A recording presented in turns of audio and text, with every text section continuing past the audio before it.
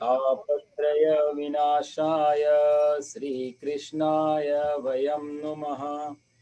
मूकं करोति वाचालं पङ्गुं लङ्घयते गिरिं यत्कृपातमहं वन्दे परमानन्दमाधवं।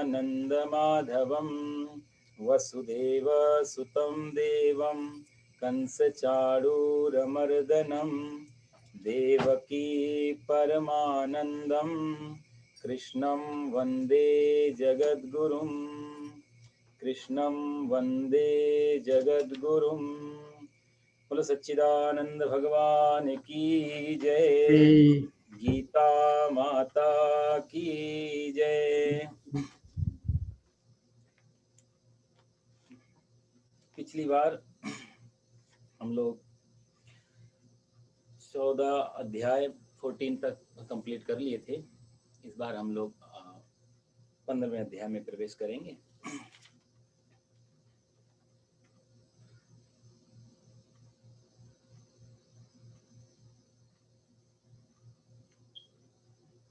ओम श्री परमात्मने नमः। अथ पंचदशोऽध्यायः। श्रीभगवानुवाच ऊर्ध्वमूलमधाशाखा मश्वत्थं प्राहुरव्ययम् छन्दांसि यस्य पर्णानि यस्तं वेद स वेदवेत्। अधश्चोर्ध्वं प्रसृतास्तस्य शाखा गुणप्रविद्धा विषयप्रवालाः। अधश्च मूलान्यनुसन्ततानि कर्मानुबन्धीनि मनुष्यलोके। पहले ये 2 श्लोक को हम लोग देखते हैं, फिर आगे चलेंगे। ये 15वां अध्याय, इसका नाम है, हर अध्याय का जैसे नाम चलता है ना, अभी 14 अध्याय हमारे गए गुणत्रय विभाग योग। 3 गुणों के बारे में भगवान ने चर्चा की थी, रजोगुण, तमोगुण और सतोगुण। तो हम लोग उसी में चर्चा कर रहे थे कि तमोगुण से उठ के रजोगुण में, या रजोगुण से उठ के सतोगुण में, और बाद में तीनों गुणों को छोड़ देना पड़ता है, फिर परमात्मा की प्राप्ति होती है।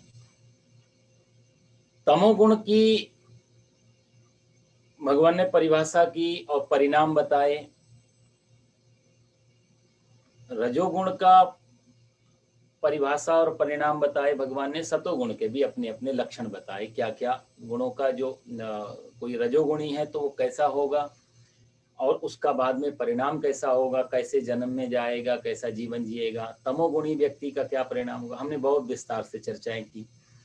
सतोगुण व्यक्ति ठीक होता है समाज में, लेकिन परमात्मा की रास्ते में सत्वगुण भी बाधक है। वो भी एक आखिरी, कहा जाए आखिरी रोड़ा है। जैसे पूरी सीढ़ी चढ़ गए तो आखिरी सीढ़ी पे भी हमको छोड़नी पड़ेगी, तभी अंदर प्रवेश मिलेगा। तो सतोगुण बहुत अच्छा है, स्वच्छ है, निर्मल है, किसी को हानि पहुंचाता नहीं सतोगुण।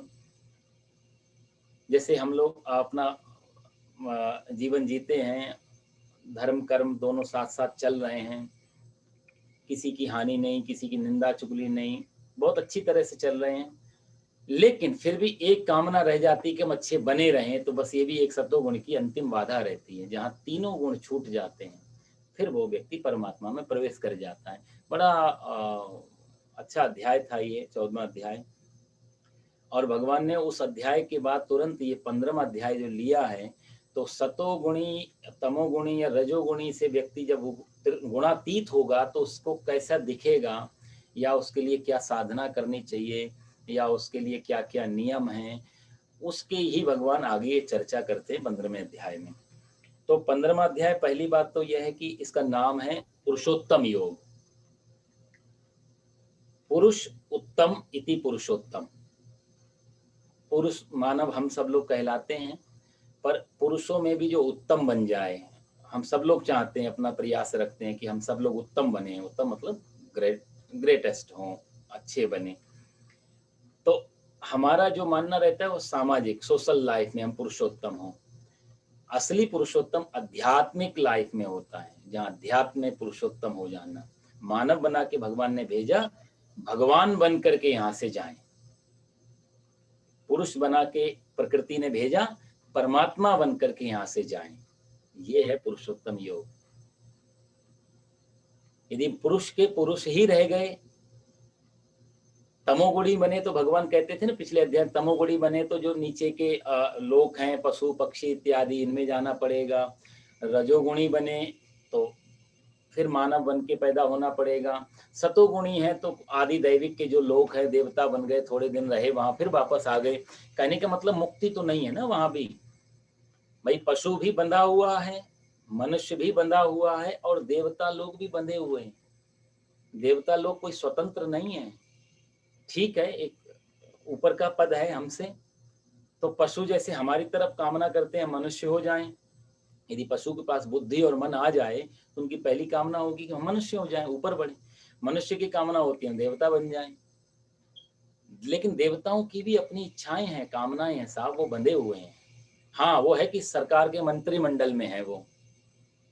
एक आम जनता हो गई और एक उसमें मंत्रिमंडल हो गया, सरकार गवर्नमेंट। तो भगवान की अपना एक मंत्रिमंडल का विस्तार है। लेकिन जितने भी देवता हैं वो सब के सब बंधे हुए हैं। इसलिए गीता बहुत निष्पक्ष बात करती है कि उपासना देवताओं की भी नहीं, बंधन कारक है। ठीक है, उनसे हमारे काम चल जाते हैं, कुछ चाहिए हमें जीवन में तो देवताओं से मांग सकते हैं, और वो प्रार्थनाएं सफल होती हैं, उनके परिणाम भी आते हैं।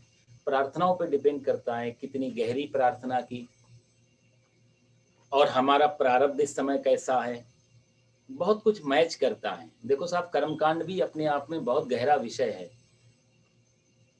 जरूरी नहीं एक आदमी एक बार यदि प्रार्थना करेगा तत्काल उसको फल मिल जाता है, दूसरा आदमी 10 साल से लगाए तो भी परिणाम नहीं होता है। तो ये मन में आ जाता है वहम की उसको तो एक बार में उसकी, और हमारा तो प्रार्थना का परिणाम आता है। लेकिन वो प्रार्थना का ये भी देखा, जो प्रार्थना कर रहा है उसका भी अपना बैकग्राउंड कैसा है। भाई चावल पकाने हो आग पे तो थोड़ा अलग टाइम लगेगा, दाल पकानी हो आग पे तो थोड़ा अलग टाइम लगेगा। दोनों पतीले एक साथ रखे आग पे तो सेम टाइम में दाल और चावल तो नहीं पकेंगे ना, दोनों का अलग अलग होगा। तो कई आदमी, चावल थोड़ा जल्दी पक जाएगा, दाल को टाइम लगेगा। तो जिसका पूर्व जन्म प्रारब्ध, या कहा जाए तो पिछला टाइम यदि बहुत ही ज्यादा पापमय हुआ, अशुभ हुआ, तो उसके लिए प्रार्थना ज्यादा करनी पड़ेगी। और जिसका पूर्व जन्म थोड़ा स्वच्छ है, निर्मल है, अच्छा समय चल रहा है, तो एक प्रार्थना से भी काम चल जाता है। इसलिए डाउट परमात्मा पे नहीं, डाउट अपने पे करना चाहिए कि हमारी प्रार्थना में। इसलिए भक्त कहता है कि मेरी ही प्रार्थना में कमी है कि तुम नहीं मिल रहे हो, नहीं तो तुम्हारी तरफ से कोई देर नहीं है।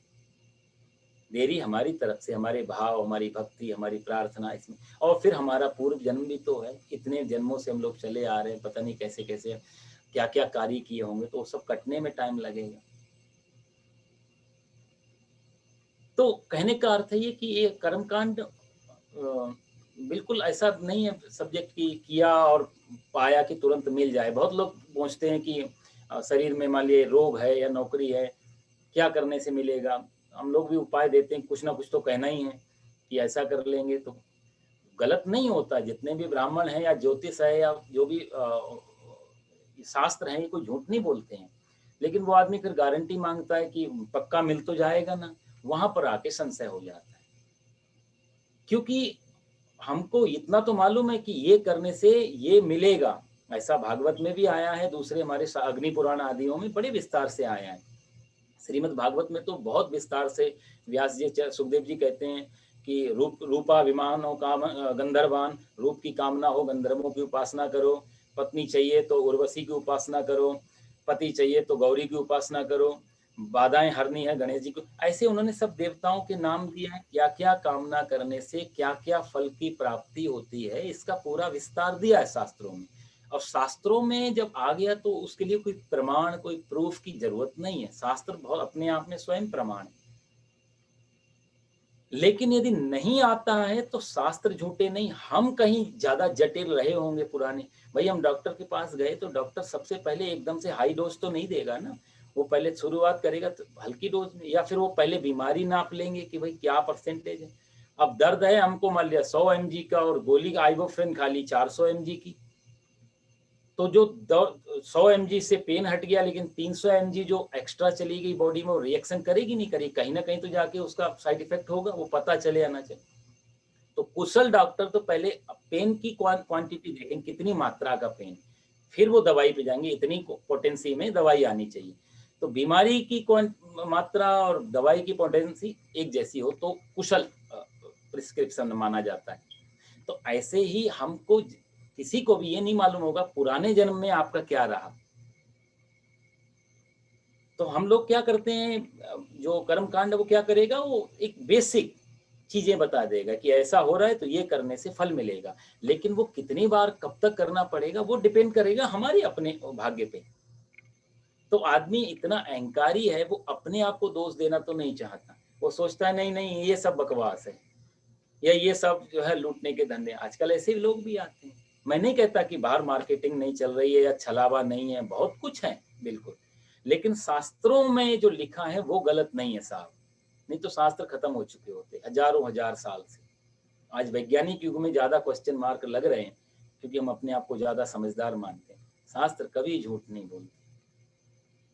विधि की कमी है तो हमारी तरफ से। हम लोग भी पूजा पाठ, मैंने आपसे पहले भी चर्चा की, हम लोग पूजा पाठ हमारी रहती कैसी, सामान भी कैसा आता है। इंडिया में तो घी भी पूजा का अलग मिलता है, खाने का अलग मिलता है। नारियल भी बोलते हैं पूजा के चाहिए, खाने के लिए चाहिए। पूजा का नारियल साहब पता नहीं कितनी बार तो रीसेल में आ चुका होगा, वो उसके अंदर नारियल बचा भी है या नहीं बचा है। हम लोग सारी पूजा पद्धति की चीजों में इतना कंजूसी करते हैं और फल बड़ा चाहते हैं। तो भगवान नहीं चाहते कि आप सोने का हार चढ़ाओ या फूलों का, पर वो भाव भी तो नहीं बन पाता फिर। तो जब आदमी सोने का हार दे रहा हो परमात्मा को, तो आप उस व्यक्ति की आंखों में देखो चमक, और वही 2-4 चावल चढ़ा रहा हो तो फिर उसकी दीनता देखो, फर्क पड़ जाता है। तो इसीलिए कर्मकांड के बेसिक रूल बनाए गए कि आप अच्छे से अच्छी चीजें चढ़ाओगे तो एक अच्छा भाव भी निर्मित होगा। बगीचे में गए, सुंदर सुंदर फूल तोड़े, आप देखो उस समय भाव निर्मल होना शुरू हो जाता है। ये मन को परिवर्तन करने की पूरी विधि थी कर्मकांड। जब हम परमात्मा के लिए सामान इकट्ठा करने जा रहे हैं, अपने लिए, बच्चों के लिए, जब हम कपड़े खिलौने कोई चीज लेते, कितने प्यार से देखते हैं, कितने प्यार से लेके आते हैं। तो जब अपने लिए कोई चीज लेते हैं तो उसको कितना तो परमात्मा के लिए जब हम पदार्थ इकट्ठे करते हैं पूजा के, तो एक भाव निर्मित होता है, और पूरे भाव को जब इकट्ठा करके हम परमात्मा के सामने पूजा में बैठते हैं तो एक अलग दिव्य दिव्य वातावरण होता है। उस समय जब चीजें चढ़ती हैं, मंत्र बोले जाते हैं, आप कल्पना भी सिर्फ करेंगे तो भी आनंद आए, और तब फल, तब परिणाम आते हैं देवताओं की तरफ से। तो ये पूरा विज्ञान था। खैर फिर कभी चर्चा करेंगे विषय में। कहने का मेरा भाव ये था, भगवान ने पुरुष बना के भेजा, हमें मानव बना के भेजा, मानव ही बन के वापस चले गए, तो कोई उपलब्धि नहीं है, कोई महानता नहीं है, कोई कुछ पाया नहीं, व्यर्थ गई समय। पुरुष बन के आए, पुरुषोत्तम होके जाएं, ये है असली मेहनत कहा जाए, जन्म जिस लिए मिला। श्रीमद् भागवत में चर्चा आती है, ध्रुव जी के पिताजी का नाम है उत्तानपाद। उत्तान पाद का अर्थ होता है ऊपर की तरफ जिसके पैर, उत्तान मतलब ऊपर, पाद मतलब पैर, जिसके पैर ऊपर की तरफ है, सिर नीचे की तरफ है, कि हम सब लोग उत्तान पाद हैं। उत्तान पाद की 2 पत्नियां हैं, एक है सुरुचि, एक है सुनीति। जैसे उत्तान पाद है वैसे हम लोग आते संसार में, हमारा भी सिर नीचे होता है, पैर ऊपर ऊपर होते हैं। गर्भावस्था में जो पोजीशन होती है बच्चे की वो ऐसी रहती है, सिर नीचे, इसलिए सिर पहले आता है, पैर बाद में आते हैं। यही तो सब हम सब उत्तान पाद हो गए। इसलिए शास्त्रों से मैंने कहा ना, एक कथा है, एक उसका गहरा अर्थ भी होता है। तो हम सारे जीव उत्तान पाद की तरह संसार में पैदा होते हैं, और हम सबके पास 2-2 तरह की पत्नियां होती हैं, एक सुरुचि, एक सुनीति। सुरुचि का मतलब होता है सुरुचि, स्व मतलब अपनी, रुचि मतलब अपनी इच्छा, अपनी इच्छा से जो जीता है वो सुरुचि। और एक होता है सुनीति। सुनीति का अर्थ होता है जो सुष्ठुर नीति यस्या सा सुनीति, जो नीति, जो जो प्रोटोकॉल, जो नियम एक मनुष्य को बनाए गए शास्त्रों में, जो नियम की कैसे व्यवहार करना, कैसे जीना, और क्या क्या उसके नियम है, वो सब जो नियम का फॉलो करे वो है सुनीति। भाई किसी देश में रहना हो तो उस देश के नियम कानून पालन करने पड़ते हैं। तो परमात्मा ने जो मृत्यु लोक में भेजा, बाकी देश के तो अपने अपने राष्ट्रपति हैं, अपने अपने कॉन्स्टिट्यूशन है, अपने अपना संविधान है, कानून है, पर दुनिया जो पूरे देश को जो बना दिया उसका भी तो एक कानून होगा ना ऊपर, जिसने ये पूरी दुनिया जगत बनाया है। तो उसका कॉन्स्टिट्यूशन क्या है, उसका संविधान क्या है, उस संविधान का पालन करना माने सुनीति पे चलना। और अपनी मर्जी से जीना माने सुरुचि, अपनी मर्जी, सुरुचि, स्वरुचि की सुरुचि। तो जब हम अपनी रुचि से चलेंगे तो सुरुचि के घर में जो बच्चा पैदा होता है, उत्तानपाद के घर जो बेटा हुआ था उसका नाम था उत्तम। तमोगुण की पराकाष्ठा, जहां तमोगुण भरा हुआ है, जहां अहंकार भरा हुआ है, वो है उत्तम। और जो सुनीति, सुनीति माता के घर में जो बेटा पैदा होता है उसका नाम था ध्रुव। ध्रुव का मतलब होता है निश्चित, डिटर्मिनेशन वाला, जैसा आया वैसा मैं पूरा करके जाऊंगा। जैसे बच्चा जब आता है ना तो मुट्ठियां बंधी होती हैं, आप छोटे बच्चे को देखो, पैदा होने वाले मुट्ठियां बंद होती हैं। हमारे शास्त्र कहते हैं कि मुट्ठियां बंद होना एक संकेत होता है। आत्मा संकल्प लेती है, हे प्रभु एक बार इस गर्भ में आ गई, अब मैं ऐसा कर्म करूंगी कभी दोबारा से गर्भ में आना नहीं पड़ेगा, मुक्त होकर के ही जाऊंगी यहाँ से। ये संकल्प दोनों मुट्ठियों पे बांध के लिया जाता है, तभी बच्चों की मुट्ठियां बंद होती हैं। धीरे धीरे खुलती खुलती खुलती खुलती खुलती जाते सब भूल जाता है जो संकल्प थे।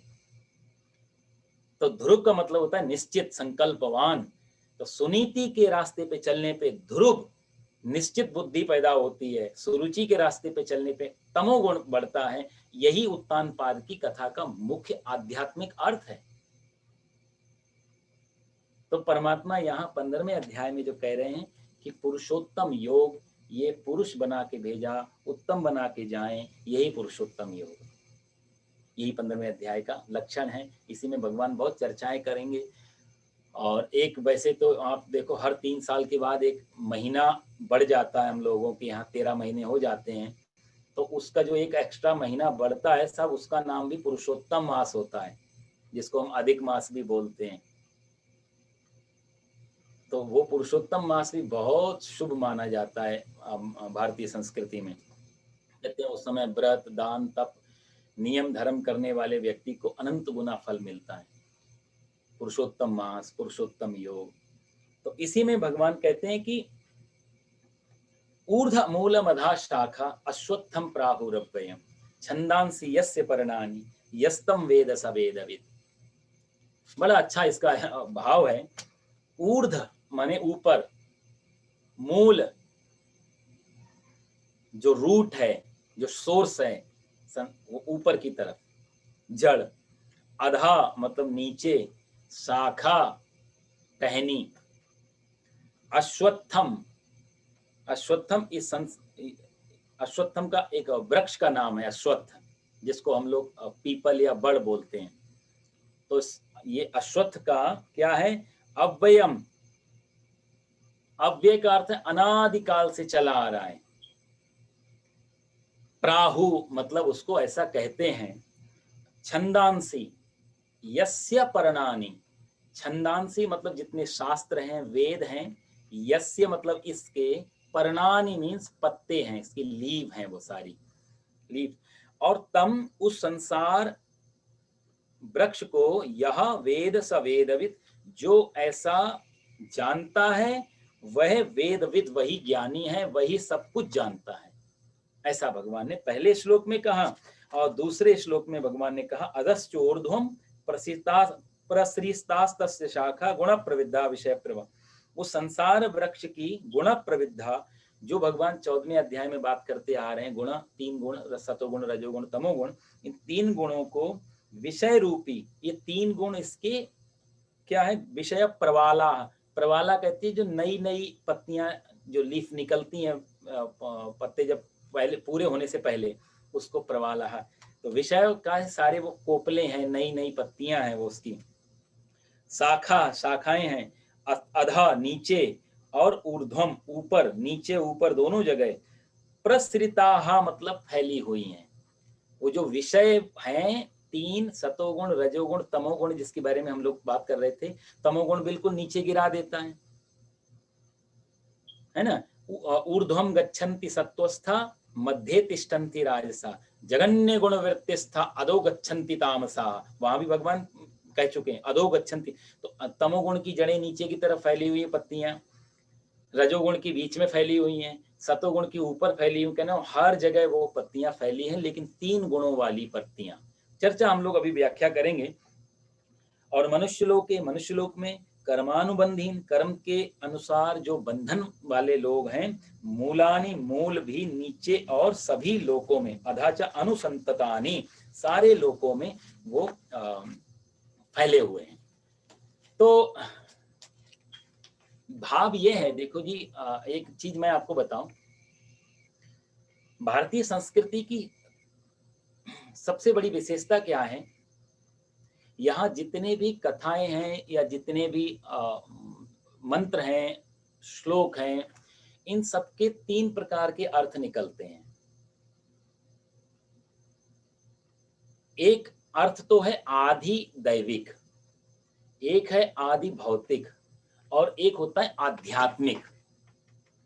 तीन प्रकार के अर्थ निकल, जैसे मैंने आपको उत्तानपाद की कथा बताई।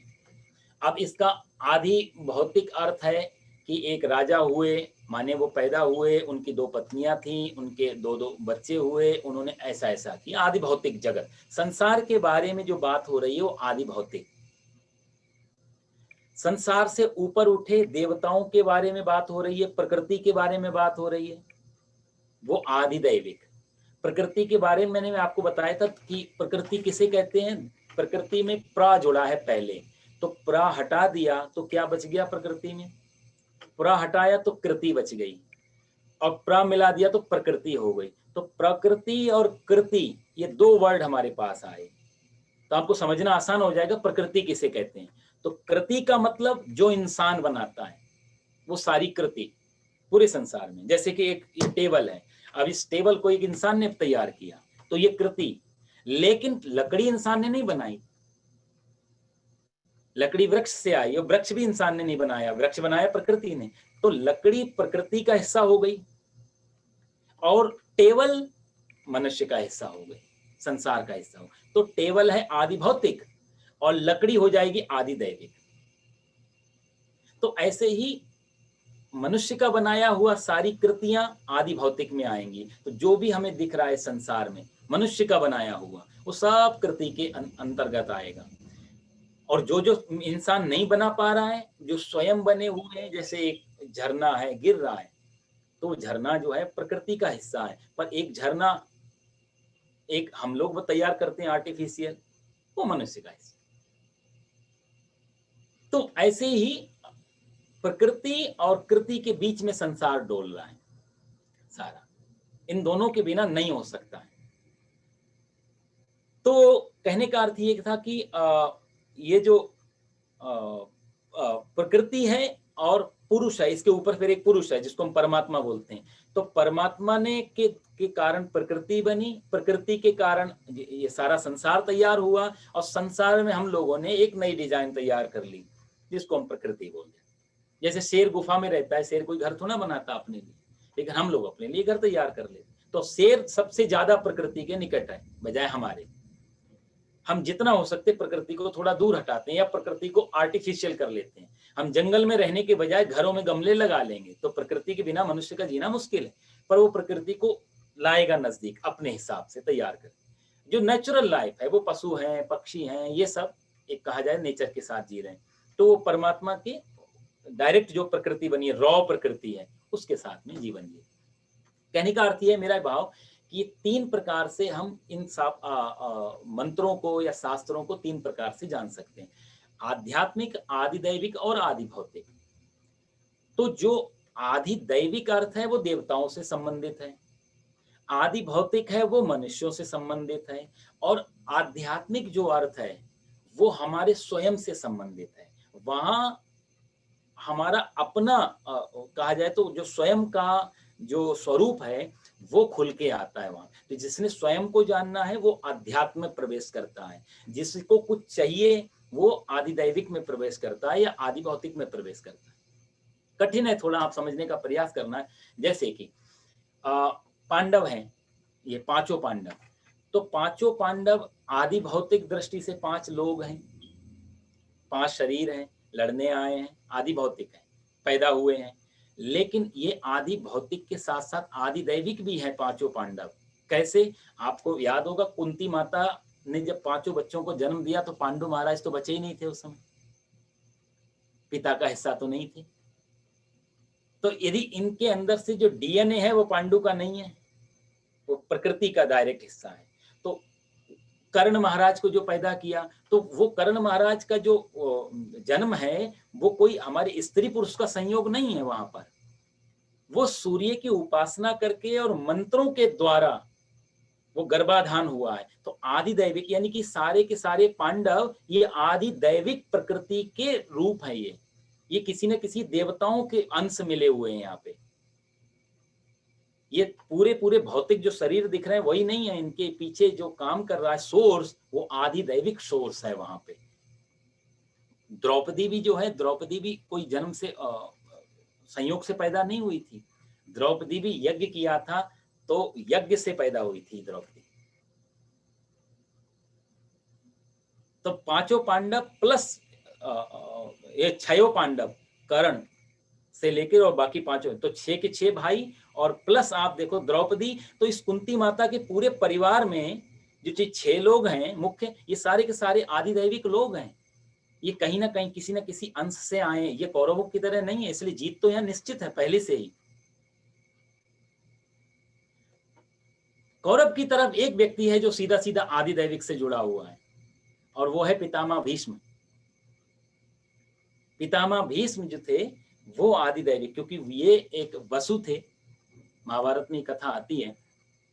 तो वसु महाराज थे और जब इन्होंने शरीर छोड़ने की बात आई तो इन्होंने बोला जब सूर्य उत्तरायण में जाएंगे तब हम शरीर छोड़ेंगे। तब से कई लोग, हालांकि उनका स्टेटमेंट ठीक था, उनका अपने लिए था, हम लोगों ने ऐसा मान के चल दिए कि दक्षिणायन में शरीर छोड़ने से नरक में जाते हैं और ये उत्तरायण शुभ माना, ऐसा नहीं था। पितामह भीष्म की दूसरी परिस्थिति थी।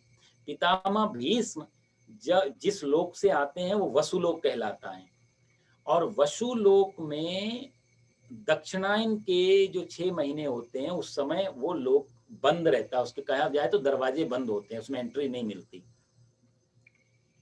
तो वसु लोक खुलता है सिर्फ 6 महीने जब सूर्य उत्तरायण में जाता है, उत्तर की तरफ जाता है, यानी कि ये जो समर के दिन आते हैं।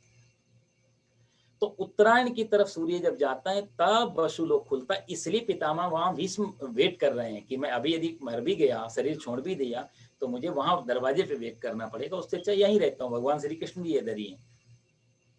इसलिए उन्होंने शरीर नहीं छोड़ा था, उनको डायरेक्ट वसु लोक जाकर के अपना पद ग्रहण करना। कुछ गलती हो गई थी उनसे, वो कभी चर्चा का विषय, उस गलती के कारण उनको इस शरीर में आना पड़ा था, मनुष्य शरीर में।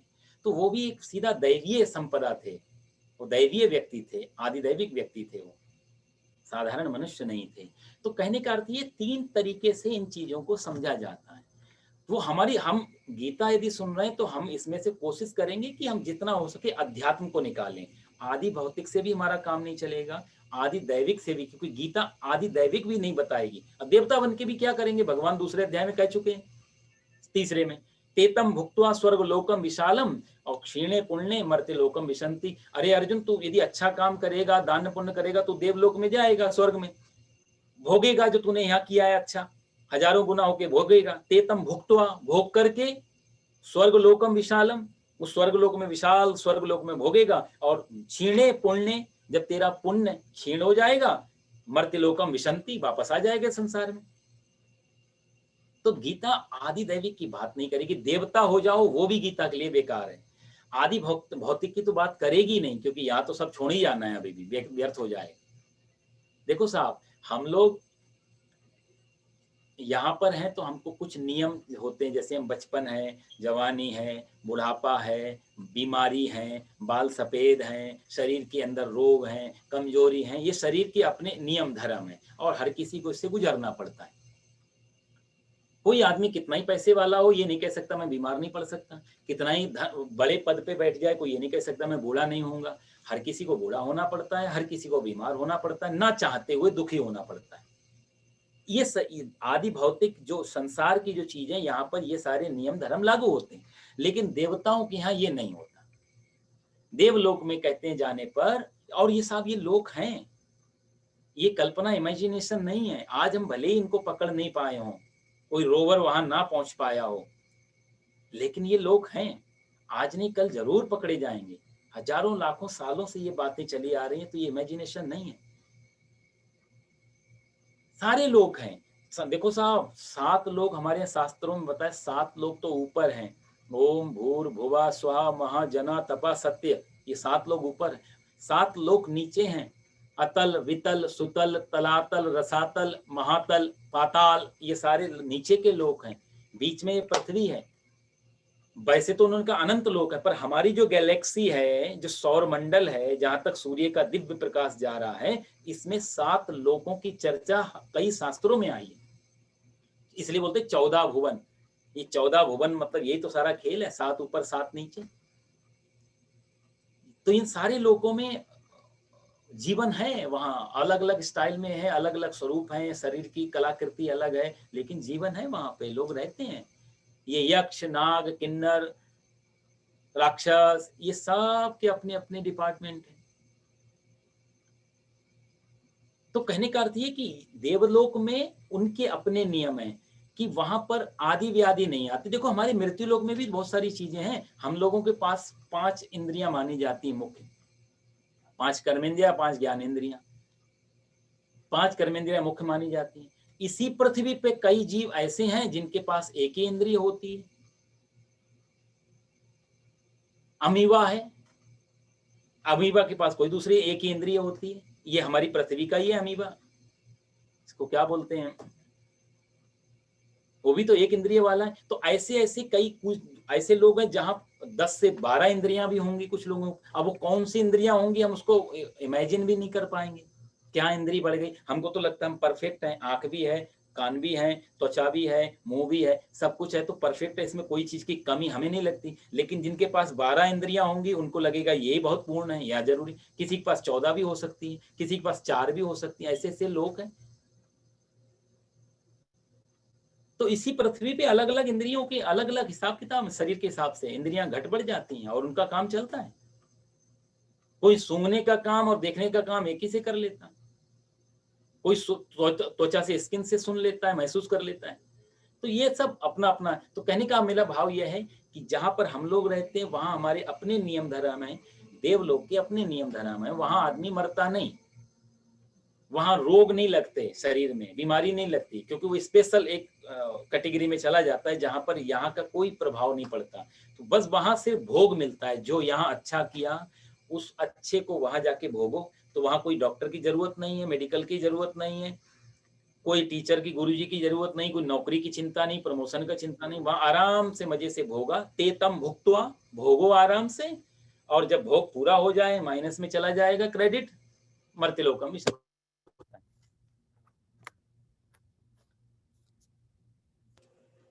मेरी आवाज आ रही जी? जी पंडित जी, वीडियो नहीं आ रहा है।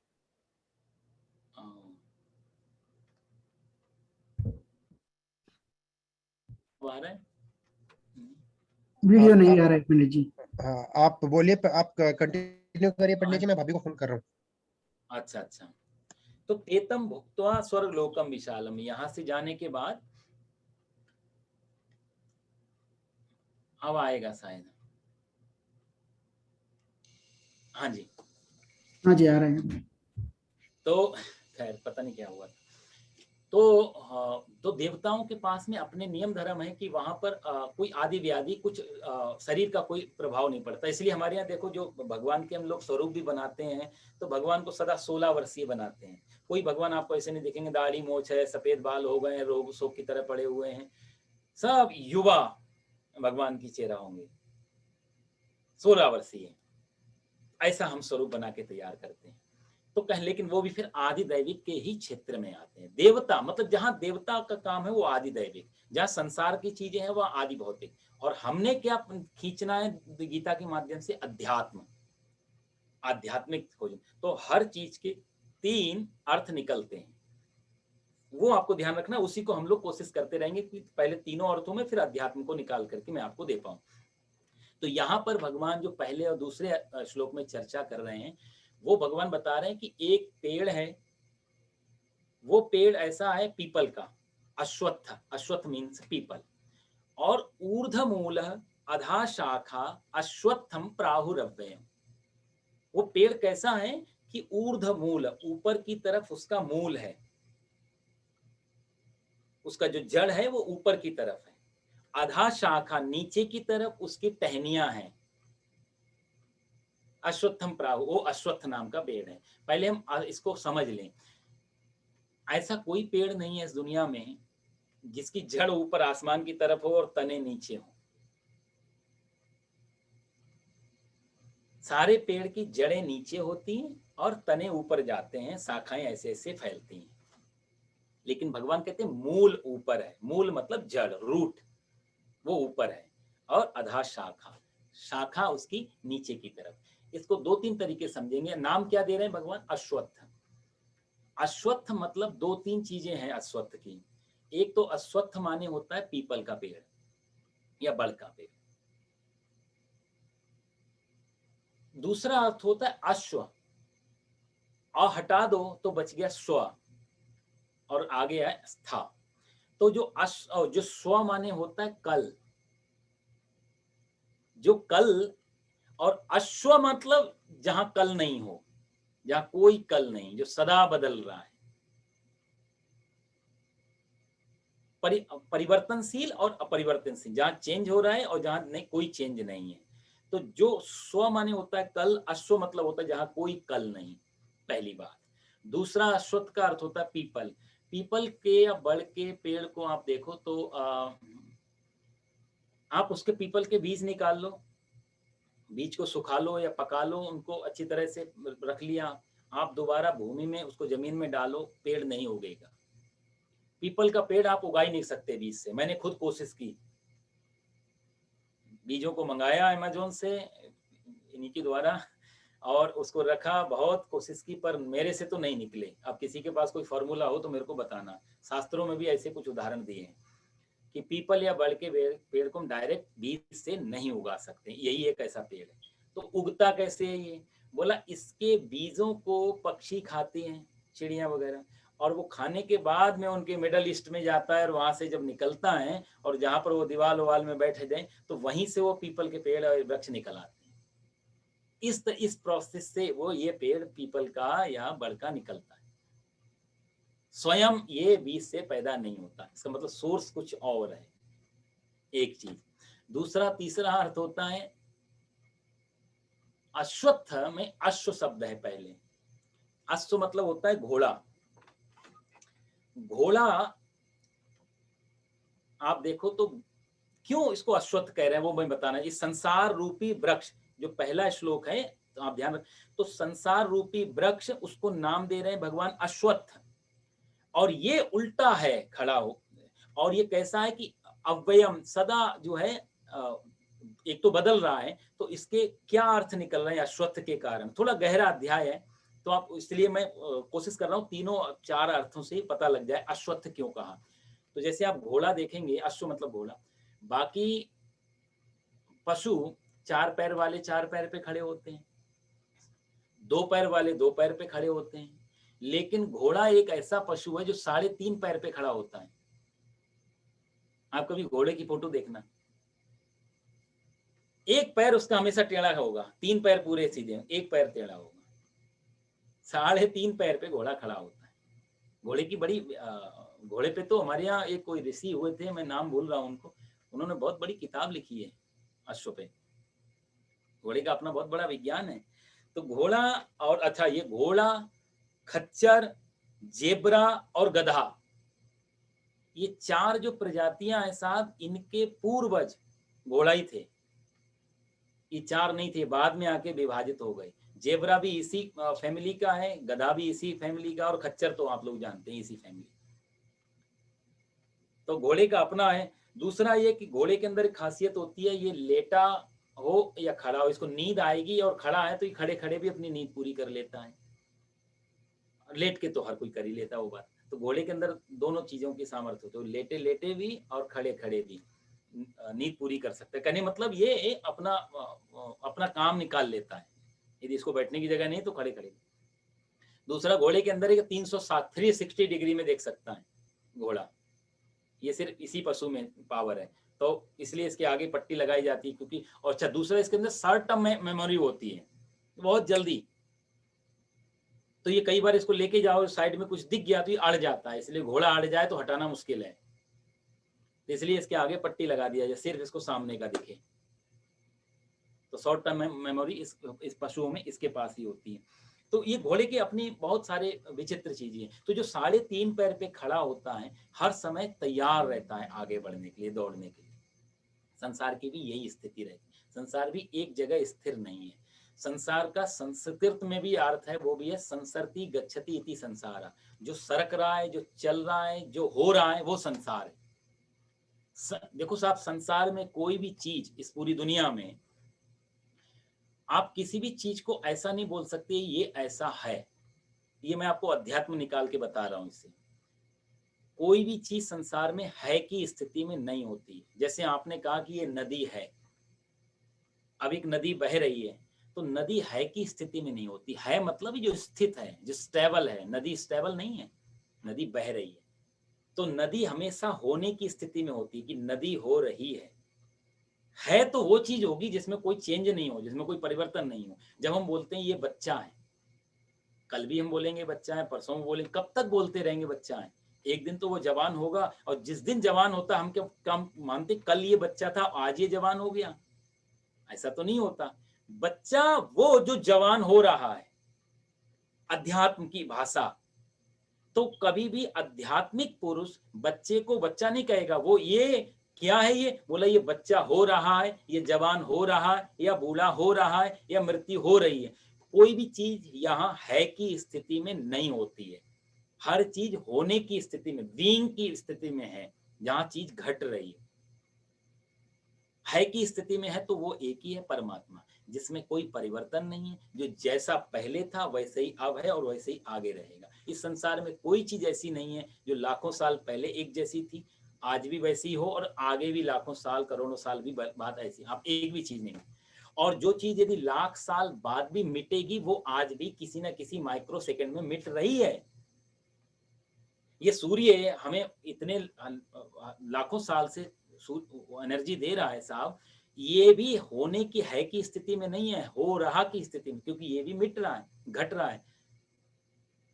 मैं तो किसी उनके सुन रहा था, किसी वैज्ञानिक ने कहा कि ये सूर्य ज्यादा से ज्यादा 4000 साल तक चलेगा, इसके बाद ये भी खत्म हो जाएगा, ये भी मिटेगा एक दिन। और ये सूर्य जिस दिन मिटेगा, उस दिन कोई दूसरा सूर्य जो ठंडा पड़ा है वो एक्टिव हो रहा होगा, वो चालू हो जाएगा। और ये जब दिन ये सूर्य खत्म हुआ, उस दिन हम लोग भी खत्म हो जाएंगे।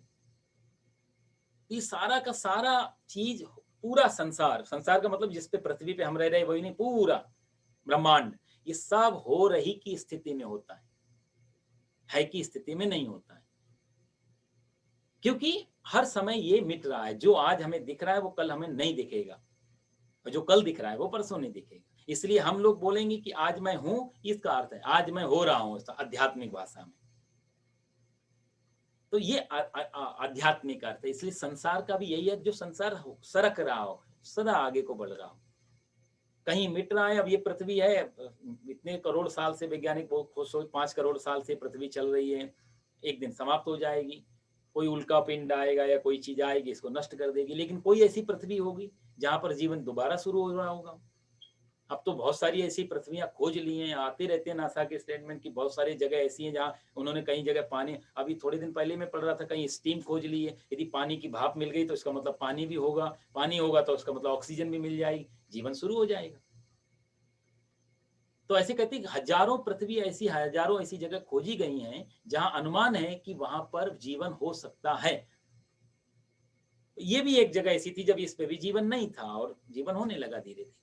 ये सारा संसार हो रही की स्थिति में होता है की स्थिति में नहीं होता है। तो ये अध्यात्म का ये विषय है। आदि भौतिक आदि दैविक में मान लेते हैं स्वर्गलोक है और इधर मृत्यु लोक है, ये आदि भौतिक जगह है और आदि दैविक जगह। अध्यात्म में कोई चीज है नहीं होगी जब तक सिवाय परमात्मा। तो भगवान इस वृक्ष की बात कर रहे हैं कि ऊर्ध्वमूल अधा शाखा अश्वत्थम प्राहुरव्ययम। इस संसार रूपी पीपल के वृक्ष ऐसा ये संसार रूपी पीपल का वृक्ष है जिसका ऊर्ध्वमूल ऊपर की तरफ जड़ है और नीचे की तरफ इसकी शाखाएं हैं। इसको अपने पे भी घटा के देख लो आप लोग। हम लोग ही ऊर्ध्वमूल है, हम लोगों का भी जन्म होता है। जो मैं आपको उत्तानपाद की कथा बता रहा था, हम लोग उसी में तो आते हैं। हमारा भी मूल कहाँ है? देखो साहब, पेड़ पृथ्वी से खाता है ना, हम लोग उसी में जल खाद डालते हैं ना पृथ्वी में खाता है, ऊपर को बढ़ता है। जानवर, उसका हर पशु का शरीर मुंह आगे होता है, पीछे शरीर होता है ना साहब। पेड़ नीचे से खाता है, ऊपर को बढ़ता है। पशु आगे से खाता है, पीछे को बढ़ता है। और मनुष्य ऊपर से खाता है और नीचे को बढ़ता है। तो हम ऊर्ध्वमूल हो गए नहीं हो गए? हमारा मूल कहाँ है, हमारी जड़ कहाँ है? यही तो है भाई, जहां से दाना पानी डाला जाए वही मूल। मूल का अर्थ है जड़, रूट। हमारी रूट कहाँ? ये हो गई। हम ऊपर से खाते हैं, नीचे को बढ़ते हैं। तो हम भी इस अर्थ में ऊर्ध्वमूल हो गए साहब। अधा शाखा, ये हमारी शाखाएं, हाथ पैर, ये सब पेट आदि, ये सब हमारी शाखाएं।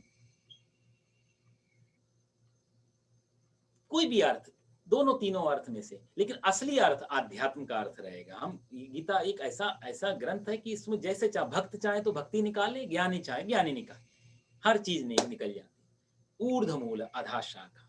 भगवान कहती संसार रूपी वृक्ष उल्टा है। हम लोग भी उल्टे ही शरीर, देखो साहब, हम दुनिया में भी आए तो भी उल्टे तरीके से आए। हमारी जो पोजीशन रहती है वो कैसी रहती है? आप देखो तो हमारे सिर नीचे रहेगा, पैर ऊपर रहेंगे, और पैर भी ऐसे रहेंगे जो पूरा पेट और पैर आपस में जकड़े रहते हैं, एक दूसरे से चिपके रहते हैं। आपने देखा होगा जब ये इस्लाम में जो नमाज पढ़ते हैं ना, तो इस्लाम में नमाज पढ़ने की जो प्रार्थना का जो समय होता है ना, जिस पोजीशन में वो लोग बैठते हैं, वो पोजीशन सेम वही होती है जो गर्भ अवस्था में एक बच्चे की होती है।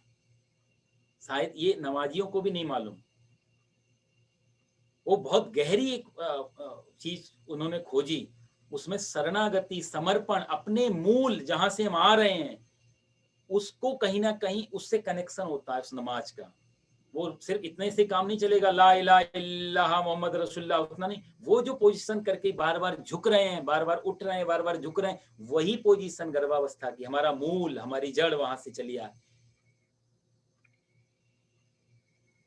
बहुत ये जो चीजें जो खोजी जाती हैं पुराने समय में धर्म के मामले में, इनके पीछे बड़े वैज्ञानिक रहस्य थे। काश पता लग जाए कि हम कहाँ से आ रहे हैं। आज जो हम वो नहीं है, यदि हम कल जो थे वो आज नहीं बचे तो आज भी हम नहीं रहेंगे, अहंकार गिर जाएगा। ऊर्ध्वमूलमधा शाखा अश्वत्थम प्राहुरव्ययम छंदांसि यस्य पर्णानि यस्तम वेद स वेदविद। जो ऐसा जानता है, जो ऐसा समझ लेता है, वही। दूसरी चीज मैं आपको थोड़ा और इसमें चर्चा करूं। देखो साहब, मूल जो जड़ हो गई और शाखा हो गई बाद में, हम लोग किसको महत्व देते हैं? जड़ को या बाकी जो उसके बाद जो परिणाम आता है उसको? आध्यात्म और आदि भौतिक या आदि दैविक, यहाँ पे तीनों फर्क पड़ जाते हैं। भौतिक प्राणी यानी हम लोगों को लेना देना नहीं, जड़ें कितनी गहरी गई, जड़ें कहाँ पे हैं, हमको जड़ में पानी देने के पीछे भी यही लालच होता है, ये वृक्ष फल देगा या नहीं देगा, छाया देगा या नहीं देगा। हमको उससे फल से मतलब है, जड़ से मतलब नहीं।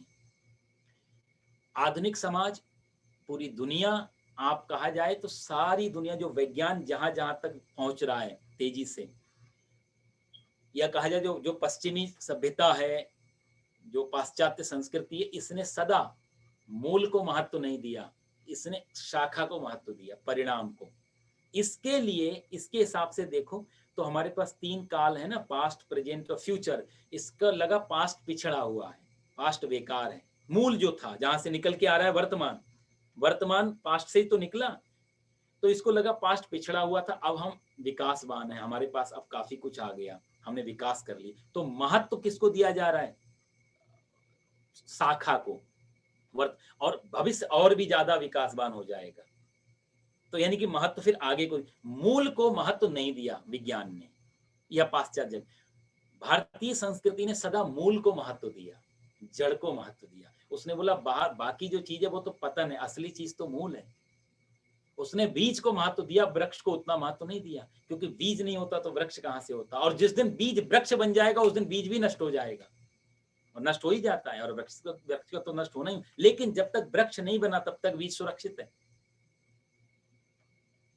पूरब सदा, भारतीय संस्कृति, भारतीय धर्म सदा मूल को महत्व देता, मूल को ऊपर रखा, जड़ को ऊपर रखा।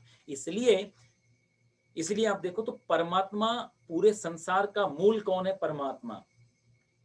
संसार शाखाएं हैं, संसार टहनियां, पत्ते, ये सब चीजें, मूल परमात्मा। इसलिए सदा धर्म ने मूल को महत्व दिया, विज्ञान ने शाखा आदि नीचे की चीजों को महत्व दिया।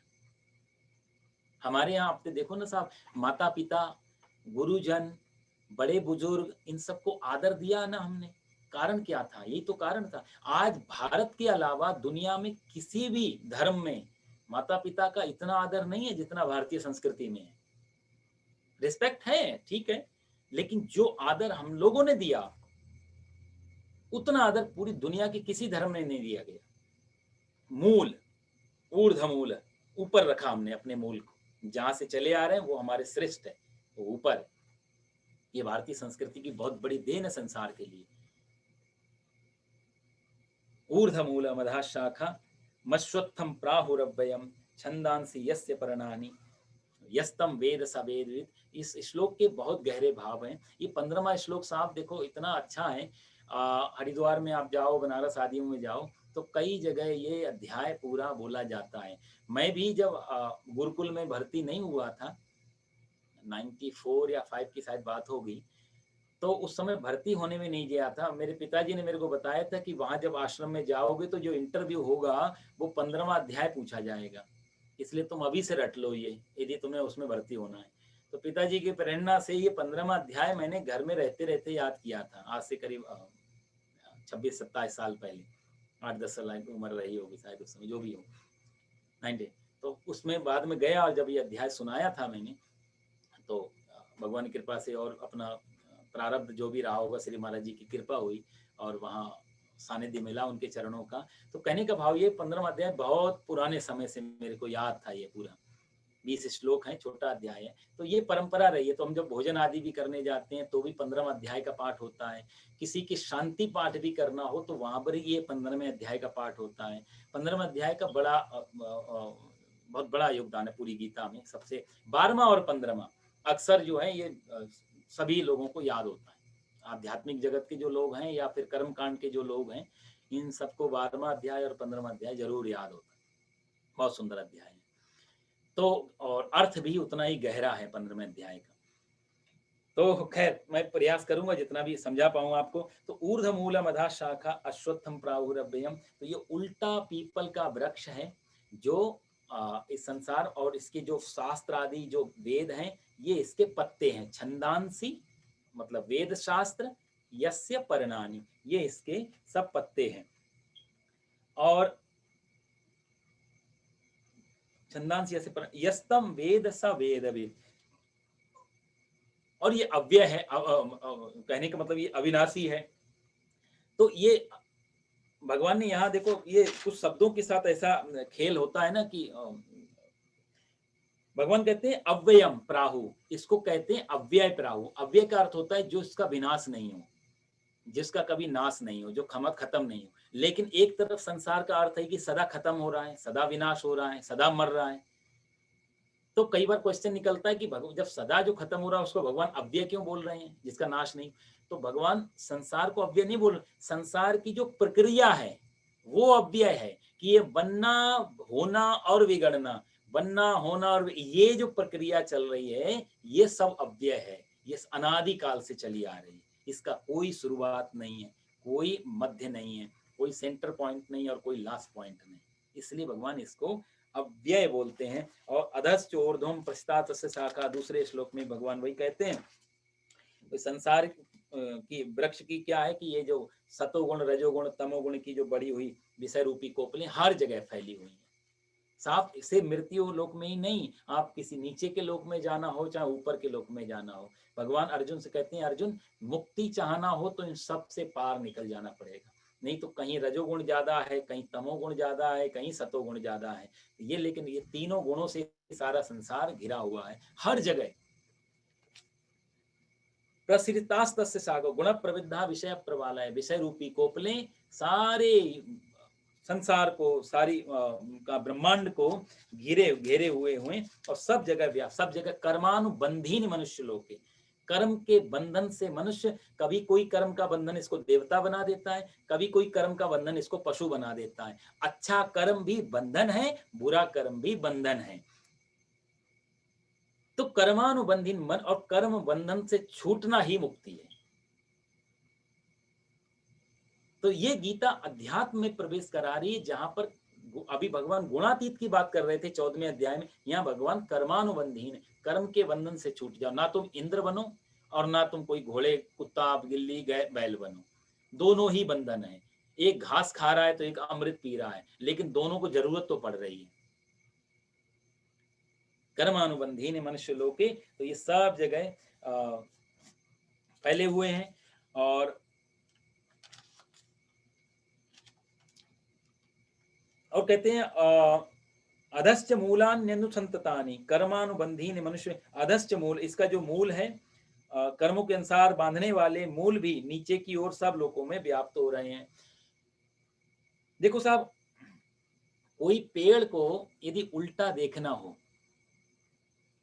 पेड़ को, हमें पेड़ सीधा दिखता है, लेकिन यदि उसको उल्टा देखना हो तो क्या करना पड़ेगा? पानी में पेड़ हमेशा उल्टा दिखता है, यदि आप देखो तो वैसे पेड़ सीधा है, लेकिन परछाई उसकी उल्टी दिखती है। एक गहरा, एक शायद भगवान अर्जुन से ये भी कहना चाह रहे हूँ, देखो मैंने कहा ना बहुत सारे अर्थ निकलते हैं चीज। भगवान ने संसार रूपी वृक्ष को भी उल्टा वृक्ष कहा, कारण क्योंकि वृक्ष उल्टा कब दिखता है? जब उसकी परछाई पड़ रही हो, परछाई उल्टी दिखती है। हम लोग भी यदि अपनी परछाई देखेंगे तो आप उल्टी दिखेगी और उस परछाई में फंस जाते हैं। संसार का भी परछाई, इसका मतलब संसार ये परमात्मा की परछाई है, इसलिए भी संसार को उल्टा वृक्ष भगवान बता रहे हैं, क्योंकि परमात्मा की शैडो है, तो शैडो हमेशा उल्टी दिखती है और शैडो से हमेशा इल्यूजन क्रिएट होता है। एक, मेरी आवाज आ रही है आप लोगों को अच्छी तरह? अच्छा, हाँ जी, आ रहा है। हमारी पंडित जी। अच्छा, तो आप एक लोमड़ी सुबह सुबह उठी और उसको बहुत जोर से भूख लगी थी, तो जब उठ के बाहर आई तो पीछे सूर्य उदय हो रहा था पूरब में, तो उसके शरीर के पीछे छाया बन रही थी लोमड़ी की लंबी, क्योंकि पीछे सूर्य है तो सामने लंबी छाया बनेगी। तो लोमड़ी बोली, ओहो कितनी बड़ी भूख है मेरी, आज तो एक हाथी के नीचे काम नहीं चलेगा, हाथी ही मिलना चाहिए मेरे को, इतनी बड़ी मेरी छाया है, इतनी बड़ी मैं हूँ। लोमड़ी करे तो करे क्या, परछाई से ही अपने को नाप सकती है। हम लोग भी दर्पण से दूसरों से अपने आप को पहचानते हैं, खुद तो अपनी आइडेंटिफिकेशन कुछ है नहीं, जो दूसरे कह देते हैं, जो दिख जाता है शीशे में वही तो हम मान के चलते हैं हम हैं। लोमड़ी को पास भी वही प्रॉब्लम, उसने देखा इतनी लंबी छाया है तो हाथी तो मिलना ही चाहिए, बेचारी भागी। अच्छा, बड़ी भूख होती है तो छोटे मोटे काम चीजों में हमारा ध्यान भी नहीं जाता, तो लोमड़ी उस समय छोटे खरगोश चूहे जो मिलते हैं उनको छोड़ती गई, इनसे क्या होगा, हाथी ही मिलना चाहिए। दिन भर भागी, 12 बज गए, सूर्य ऊपर आ गया। अब जब सूर्य ऊपर आया तो छाया भी बिल्कुल सिकुड़ गई। अब जब सिकुड़ गई छाया तो उसने देखा, हो कितनी मेहनत करते करते मैं कितनी कमजोर हो गई हो, अब तो एक चींटी भी मिल जाए उससे भी मेरा काम चल जाएगा। ये जो उदाहरण है लोमड़ी का, ये हम सब के जीवन में ऐसी घटता है। जो भगवान का ये सूत्र समझना हो तो इन सब चीजों को बहुत गौर से समझ।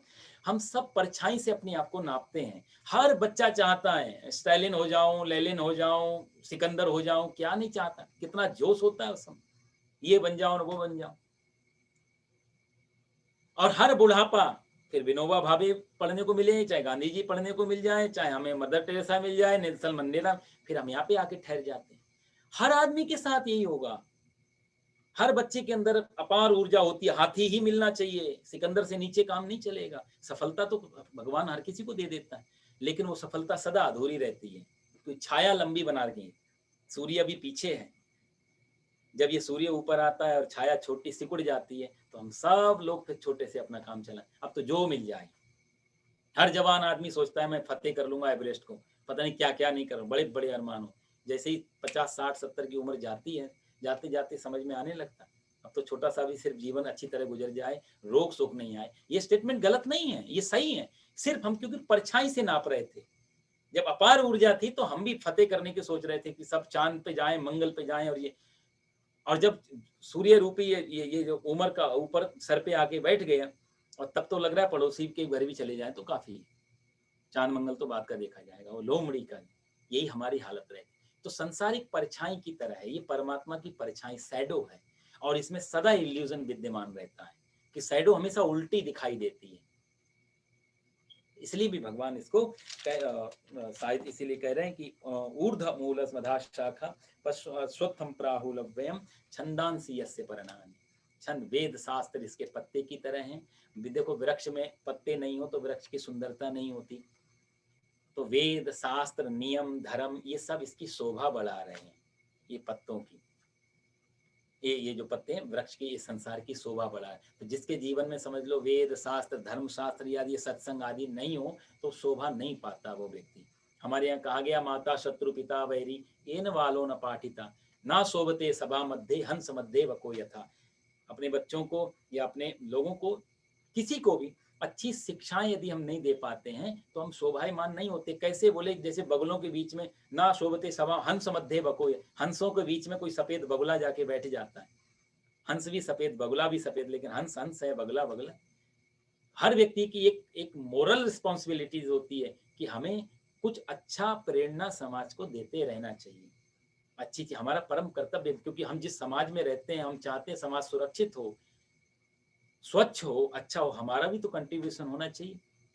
तो हर आदमी की जिम्मेदारी बन जाती है। छंदांसी यस्य परणानि, ये धर्म शास्त्र ये सब नियम धर्म परंपराएं इन सब को निभाने की हर व्यक्ति की जिम्मेदारी। ये कोई पंडितों की या मंदिरों की रिस्पॉन्सिबिलिटी नहीं, हम सब की। समाज में ये परंपरा चलती रहे तभी पेड़, ये संसार रूपी पेड़ सुंदर लगेगा। नहीं तो पत्ते नहीं होंगे तो पेड़ कैसा। सर्दियों में हम लोग देखते हैं वृक्षों को क्या हालत हो जाती है, पत्तों के आने से एक हरियाली आती है, सुंदर भी लगता है। छंदांसी यस्य पर्णानि यस्तम वेद स वेदविद। हालांकि ये है कि पत्ते नहीं हो तो भी पेड़ रहता है, टहनियां भी नहीं हो तो भी पेड़ रहता है, लेकिन मूल यदि जड़ काट दी जाए तो न पत्ते भी हो, टहनियां भी हो, पेड़ भी हो, पूरा तना भी हो तो भी पेड़ नहीं रहता। तो इसलिए ऊर्ध मूल, ऊपर मूल है, यानी कि परमात्मा है, सारा संसार है। संसार नहीं होगा तो भी मूल जड़ जो है वो रह जाए तो भी सब कुछ रह जाता है। परमात्मा के बिना नहीं रहता कुछ भी, असली जड़ वही है। इसलिए ऊर्ध, ऊर्ध का देखो 2-3 अर्थ होते हैं ऊर्ध के। ऊर्ध का अर्थ होता है ऊपर भी, ऊपर। एक ऊर्ध का आध्यात्मिक अर्थ होता है जो श्रेष्ठ है। ऊपर तो है ही, श्रेष्ठ भी आध्यात्मिक। जैसे हम बोलते हैं आप तो बहुत बड़े आदमी हो, तो बड़े आदमी का मतलब क्या हुआ, लंबाई चौड़ाई से या फिर उसका अपना स्टेटस वाला। तो जैसे बड़े आदमी का मतलब होता है कि उसका स्टेटस के पद प्रतिष्ठा कैसी है, उससे भी हम बड़ापन नापते हैं। तो ऐसे ऊर्ध के भी 2-3 अर्थ निकलते हैं कि जो ऊपर भी है वो भी, और जो श्रेष्ठ है, हमसे ऊपर है, हमसे श्रेष्ठ। जैसे हम गुरुजनों को या किसी आदरणीय व्यक्ति को ऊपर बिठाते हैं, स्वयं नीचे बैठते हैं, तो वो ऊपर नीचे का चक्कर वो इसलिए नहीं कि ऊपर बैठ के श्रेष्ठता करने। एक हमारे पास जो आदर देने के जो ऑब्जेक्ट हैं वो यही है कि चलो आप सब थोड़ा ऊपर बैठो, हम थोड़ा नीचे बैठते, इतना। वो एक आदर श्रेष्ठता का अनुभव व्यक्त करने के लिए हमारे पास ये चीज होती है। तो उसका भी अर्थ होता है ऊर्ध्व। अब साहब ये शब्द संस्कृत के इतने श्रेष्ठ शब्द होते हैं, इनके बड़े गहरे और बहुत सोच समझ के यार। संस्कृत भाषा एक समाधि की भाषा है, जिन लोगों ने ऋषियों ने निकाली, इनके बड़ा दिव्य उनके अर्थ रहे। इसलिए संस्कृत हर किसी को सीखना चाहिए थोड़ी बहुत। तो ये इंग्लिश से काम नहीं चलता साहब। इंग्लिश तो काम ठीक है, इस देश में रहते हैं तो भाषा के तौर पे ठीक है, पर संस्कृत के अंदर बहुत गहरे गहरे चीज होती है। एक आदमी गया मंदिर में, हो lord save me save me save me, Hindustani बंदा, देख रहा हूँ, हो लॉर्ड सेव मी। परमात्मा भी उस दिन प्रकट ही हो गया, बता कौन से फाइल में सेव करूं, पीडीएफ में या MP3 में। चक्कर में पड़ा होगा बेचारा, कहाँ सेव होना, फॉर्मेट क्या होना चाहिए। संस्कृत के जो शब्द हैं, संस्कृत की जो प्रार्थनाएं हैं, उनके दिव्य भाव निकलते हैं, बड़े दिव्य भाव निकलते हैं। खैर आगे बढ़ेंगे, टाइम काफी हो गया इसी पे ही। तीसरा श्लोक हम लोग लेते हैं। नारूपमस्येह तथोपलभ्यते, नान्तो न चादिर्न च सम्प्रतिष्ठा, अश्वत्थमेनं सुविरूढमूल, मशंगशस्त्रेण दृढेन चित्वा, ततः पदं तत्परिमार्गितव्यं, यस्मिन् गता न निवर्तन्ति भूयः, तमेव चाद्यं पुरुषं प्रपद्ये, यतः प्रवृत्तिः प्रसृता पुराणी, निर्मानमोहा जितसंगदोषा, अध्यात्मनित्या विनिवृत्तकामाः, द्वन्द्वैर्विमुक्ता सुखदुःखसंगैर्, गच्छन्ते मूढाः पदमव्ययं तत्। यहाँ भगवान तीसरे श्लोक में कहते हैं, ना रूपमस्येह अस्य, ये जिसके बारे में भगवान चर्चा कर रहे हैं, संसार के वृक्ष के बारे में, अस्य इस संसार वृक्ष का, रूपम तथा यह न उपलभ्यते, तथोपलभ्यते न उपलभ्यते। उपलभ्यते मतलब जो विचार में या देखने में या समझ में जो आता है। भगवान कहते हैं ये जो संसार वृक्ष के बारे में जो बता रहा हूं अर्जुन, वो वृक्ष जो है यहाँ पर विचार करने से कहीं मिलेगा नहीं। कहीं ऐसा ना हो अर्जुन ढूंढने चल दे, मैं उल्टा वृक्ष देखने जाऊंगा कहाँ पे है। भगवान बोले तो तू खोजने की चेष्टा मत करना, मिलेगा नहीं ऐसा। क्यों नहीं मिलेगा, उसका कारण भगवान बता रहे हैं अर्जुन को, क्योंकि न आदि ही न अंतः न च संप्रतिष्ठा, न उसका कोई आदि है, न उसका कोई मध्य है, न उसका कोई अंत है। इसलिए वो वृक्ष तुझे देखने में नहीं मिलेगा, सुनने में मिलेगा। सुना तेरे को बताया, अनुभव कर, लेकिन देखने से नहीं मिलेगा। और संप्रतिष्ठा न तो उसकी कोई स्थिति है। इसलिए एनम, इस दृढ़ मूलों वाले संसार रूपी वृक्ष को, अश्वत्थम जो पीपल का वृक्ष है, दृढ़ेन असंग शस्त्रेण, इसको असंग शस्त्रेण मतलब वैराग्य के शस्त्र से, छित्वा मतलब काट करके, और क्या कर बोला, उसके बाद वैराग्य रूपी शस्त्र लेकर के इस ये जो सुविरूढ़ मूल वाला जो वृक्ष है इसको तू काट दे, और क्या कर, ततः पदम, उसके बाद क्या कर, पदम परम पद, जो परमात्मा की परमार्गितव्यम, जो परमात्मा है, जो उसका इस सब का भी आधार है, उसको परमार्गितव्यम, उसको खोजना चाहिए, उसको ढूंढना चाहिए। यस्मिन गताः, क्यों ढूंढना चाहिए, बोले यस्मिन गताः, जहां तू जाएगा उसके बाद परमात्मा की प्राप्ति के बाद, भूया प्राप्त होकर के, भूया मतलब बार फिर से दोबारा से, ना निवर्तन्ति, फिर तुझे वापस आना नहीं पड़ेगा। वही बात भगवान पहले भी कह चुके हैं, यद गत्वा न निवर्तन्ते तद धाम परमम मम, भगवान ने चर्चा की, जहां जाकर व्यक्ति की वापसी नहीं होती वो मेरा धाम। यहाँ भी भगवान वही बात कर रहे हैं, ना निवर्तन्ते। और यतः पुराणी, जिससे अनादिकाल, पुराण का अर्थ होता है पुरातन, पुराना, प्राचीन। तो यहाँ भगवान पुराणी कहते हैं कि अन्य प्राचीन काल से, पहले से ही सृष्टि, ये जो प्रवृत्ति है, इसको प्रसिता, इसका जो फैलाव है, इसका जो विस्तार है, तम आद्यम पुरुषम एक प्रबद्धे, उस आदि पुरुष के परमात्मा की ही परमात्मा के ही मैं शरण हूं। और छठे श्लोक, पांचवें श्लोक में भगवान कहते हैं मिलेगा कैसे, ये जो भगवान उल्टा वृक्ष कह रहे हैं, तुझे देखने से नहीं मिलेगा, इसके लिए तुझे ये करना पड़ेगा। और उसको कैसे करना पड़ेगा उसके बारे में भगवान 5वें श्लोक में कुछ लक्षण बता रहे हैं। यदि ऐसा कर लेगा तो तुझे ये उल्टा वृक्ष जो है अनुभव से दिखाई देने लग जाएगा। कैसे? निर्माण मोह, 5 चीजें बताई साहब इसमें, साधक की 5 सूत्र दे रहे हैं भगवान। निर्माण मोह, जित संग दोषा, कहते मान से अलग हट जाओ। जित संग दोषा, संग दोषा जो संगति के कारण दोष लगते हैं वो हट जाएं। अध्यात्म नित्या, सदा अध्यात्म में लगा हुआ व्यक्ति हो। अध्यात्म नित्या जिसे सदैव परमात्मा का चिंतन हो रहा है। विनिवृत्त कामा, जिसकी जो वृत्तियां हैं, जो इच्छाएं हैं, उसको बोलते हैं वृत्ति। और विनिवृत्त मतलब जिसकी इच्छाएं भी खत्म हो गई, उसको विनिवृत्त कामा, ऐसा व्यक्ति। सुख दुख संगई, सुख और दुख से जो द्वंद्व है, सुख दुख संगई, जो द्वंद्व है सुख और दुख वाले, इन दोनों से विमुक्ता, जो मुक्त हो गए हैं। ऐसे अमूढ़ाः, ऐसे अमूढ़ लोग, मूढ़ मतलब मूढ़ का पहले भी हम लोग अर्थ कर चुके हैं, तो वो ऐसे लोग क्या अमूढ़ा हो जाते हैं, मूढ़ नहीं रह, मूर्ख नहीं रह जाते। ऐसे लोग तत् अव्ययम पदम गच्छन्ति, वो उस परम पद को प्राप्त कर लेते हैं। तो अब देखो साहब, इसमें ना रूपमस्य है, भगवान कहते हैं कि इसको अर्जुन जो मैं बताया तेरे को, ये उल्टा जो वृक्ष है संसार का, ये वृक्ष कहीं ऐसा नहीं कि कहीं जाके कहीं लटका हुआ हो और तू देख ले। इसको तू देख नहीं सकता कहीं। 2 कारण है देखने नहीं देखने के। एक कारण तो ये हो सकता है कि इसका कोई शुरुआत ही नहीं है और कोई बीच का नहीं है, अनंत, तो अनंत चीज को भी हम नहीं देख पाएंगे। जैसे आकाश को हम देखते हैं, तुम आकाश को नहीं देखते। आंखें जिस आकाश को पकड़ती है और हम बोलते हैं ये आकाश है, वो आकाश नहीं अपितु खाली जगह है। और जो नीलापन भी दिखाई देता है वो भी आंखों का भ्रम है। जितना जितना ऊपर बढ़ेंगे वो नीला नीला उतना ही आगे बढ़ जाएगा। इसका मतलब कहीं कोई आकाश नहीं है। आकाश को आंखें कभी पकड़ ही नहीं पाएंगी।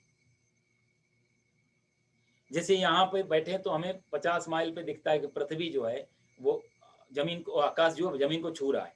ऐसा हर तरह चारों तरफ से ऐसे ही दिखता है। लेकिन आप सब लोग भी जानते हैं कहीं आकाश पृथ्वी को नहीं छूता है। लेकिन कभी ऐसा नहीं दिखता कि आकाश पृथ्वी को नहीं छू रहा है। तो छोटा बच्चा जिसको समझ नहीं है वो तो ये कहेगा वहां पर चले जाएंगे तो आकाश पृथ्वी को छूता हुआ दिखाई देगा। अब पृथ्वी के गोलाकार के कारण ये सब हर जगह चारों तरफ आकाश पृथ्वी को स्पर्श करता हुआ दिखाई देता है। लेकिन जैसे जैसे आगे बढ़ते हैं कहीं भी आकाश पृथ्वी को नहीं छूता। ऐसे ही अर्जुन भगवान कह रहे हैं कि इसका आदि मध्य और अंत नहीं होने के कारण ये तुझे कभी देखने को नहीं मिलेगा। दूसरा कारण ये भी हो सकता है क्योंकि जब हम किसी चीज के पार्ट होते हैं तो हम उसको नहीं देख पाते पूरा, क्योंकि यदि हम वही देख पाएगा जो उससे अलग है। ये समझने की बात है। जिस चीज को हम देखते हैं वो हमसे अलग होनी चाहिए। जैसे हमारी आंख है, अब आंख से हम संसार देख लेते हैं, हाथ पैर देख लेते हैं, सब देख लेते हैं, पूरा शरीर जितना भी आंख देख पाती, लेकिन आंख आंख को नहीं देख पाएगी। कोई ऐसा रास्ता नहीं जो आंख अपनी आंख को देख ले। हम बोलेंगे आपके सामने दर्पण रख देते हैं, मिरर रख देते हैं, आप मिरर में तो दिखाई देता है। आप बताओ जो मिरर में आंख दिख रही है वो क्या आंख है? यदि उस पर हम काजल लगाएंगे तो क्या आंख में लग जाएगा? वो भी आंख ना, वो परछाई है ना आंख की, शैडो ही तो है, आंख तो नहीं है। भाई आंख ने इस हाथ को देखा तो ये हाथ की परछाई नहीं, ओरिजिनल हाथ है। लेकिन आंख को आंख देखनी हो तो परछाई को देखना पड़ता है, आंख अपनी आंख को नहीं देख पाती।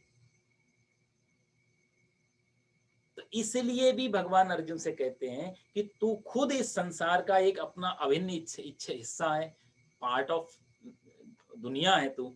तो इस पूरी दुनिया का तू खुद एक पार्ट है। तो तू अब पूरे संसार को देख कैसे पाएगा? तो उसी में तो जुड़ा हुआ है। देखना तभी संभव होगा जब तू इससे हट जाएगा, अलग दूर खड़ा हो जाएगा, तब तुझे इसका भी दिखाई देगा। तो तू जब तक संसार में है और संसारी है तब तक इस संसार को देखने में तेरा तू नहीं देख पाएगा। तो इसलिए साहब जैसे मैंने कहा संसार, और दूसरा तीसरा ये भी कारण होता है कि कोई भी चीज हम देखते हैं वो जब देखी तब जो वैसी थी वैसी ही अगले क्षण में रहेगी नहीं इस संसार में। तो इसलिए जब इस वृक्ष को देखने जाएंगे उस समय बस जब देख रहे हैं तब भी वैसा नहीं है, और एक पलक भी झपकाई तो भी चेंज हो रहा है। भाई देखो, कोई भी चीज को नापने के, उसको माप करने के दो रास्ते होते हैं। किसी भी इंसान को नापना हो, किसी इंसान, तो हम कैसे नापेंगे, कैसे पता लगेगा वो इंसान? एक तो उसका अपना व्यक्तित्व हो गया कि कैसे, जैसे हम समाज में बोलें कि समाज कैसा है, तो समाज दो रास्ते, समाज किस टाइप का है या समाज के पास क्या है।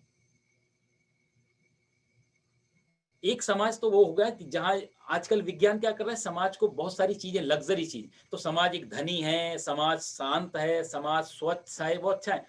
पर समाज के अंदर जो लोग रह रहे हैं वो कितने शांत हैं, कितने सुखी हैं, कितने आनंदित हैं, वो कैसे हैं? तो ये दो तरीके के, समाज के पास क्या है, समाज खुद में कैसा है। आज अमेरिका के पास बहुत कुछ है, लेकिन स्वयं में अमेरिका बहुत दुखी देश है, क्योंकि ऊंचाइयां बहुत छू ली, सब कुछ पा लिया। आज यहाँ से ज्यादा डिप्रेशन मिडल ईस्ट में नहीं मिलेगा, एशिया में नहीं मिलेगा। यहाँ से ज्यादा एंजाइटी तो आपको मिडल ईस्ट और एशिया में नहीं मिलेगी।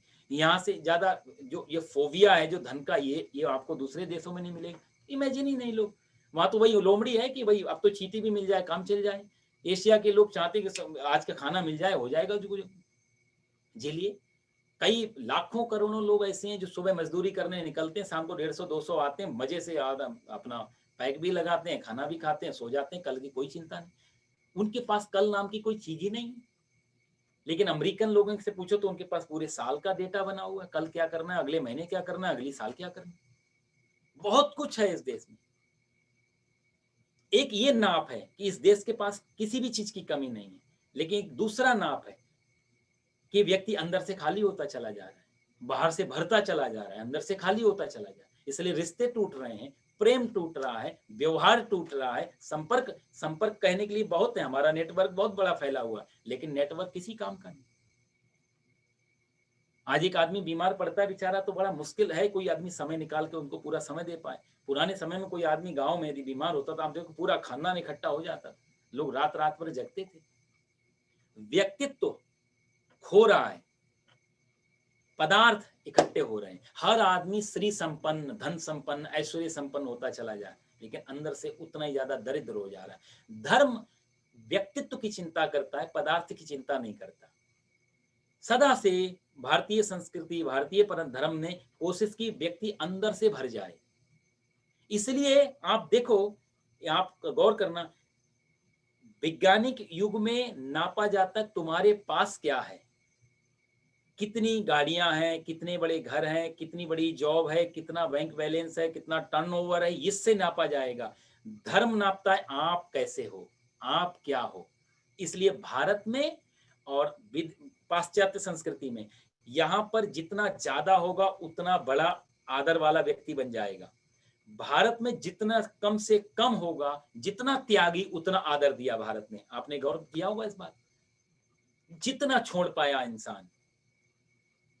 एक इंसान ने सिर्फ अपना छोटा परिवार छोड़ के जस्ट गेरू ओढ़ लिया, हमने तुरंत महाराज स्वामी कहना चालू कर दिया। उसने और कुछ भोजन आदि छोड़ दिया, हमारा जितना त्याग बढ़ता रहा, हमारा आदर बढ़ता रहा पूरब का, भारतीय संस्कृति में। इसलिए महावीर जब बिल्कुल नंगे हो गए, कुछ नहीं बचा, तन पे कपड़ा तक नहीं बचा, हमने उनको भगवान महावीर बोल दिया। और कोई कारण नहीं है, त्याग में। ये पैमाने हैं साहब बाहर के, ये मेजरमेंट हैं अलग अलग। धर्म, समाज, विज्ञान, आधुनिकता सदा नापेगी आपके पास कितना ज्यादा है बाहर, धर्म नापेगा आपके भीतर कितना ज्यादा है।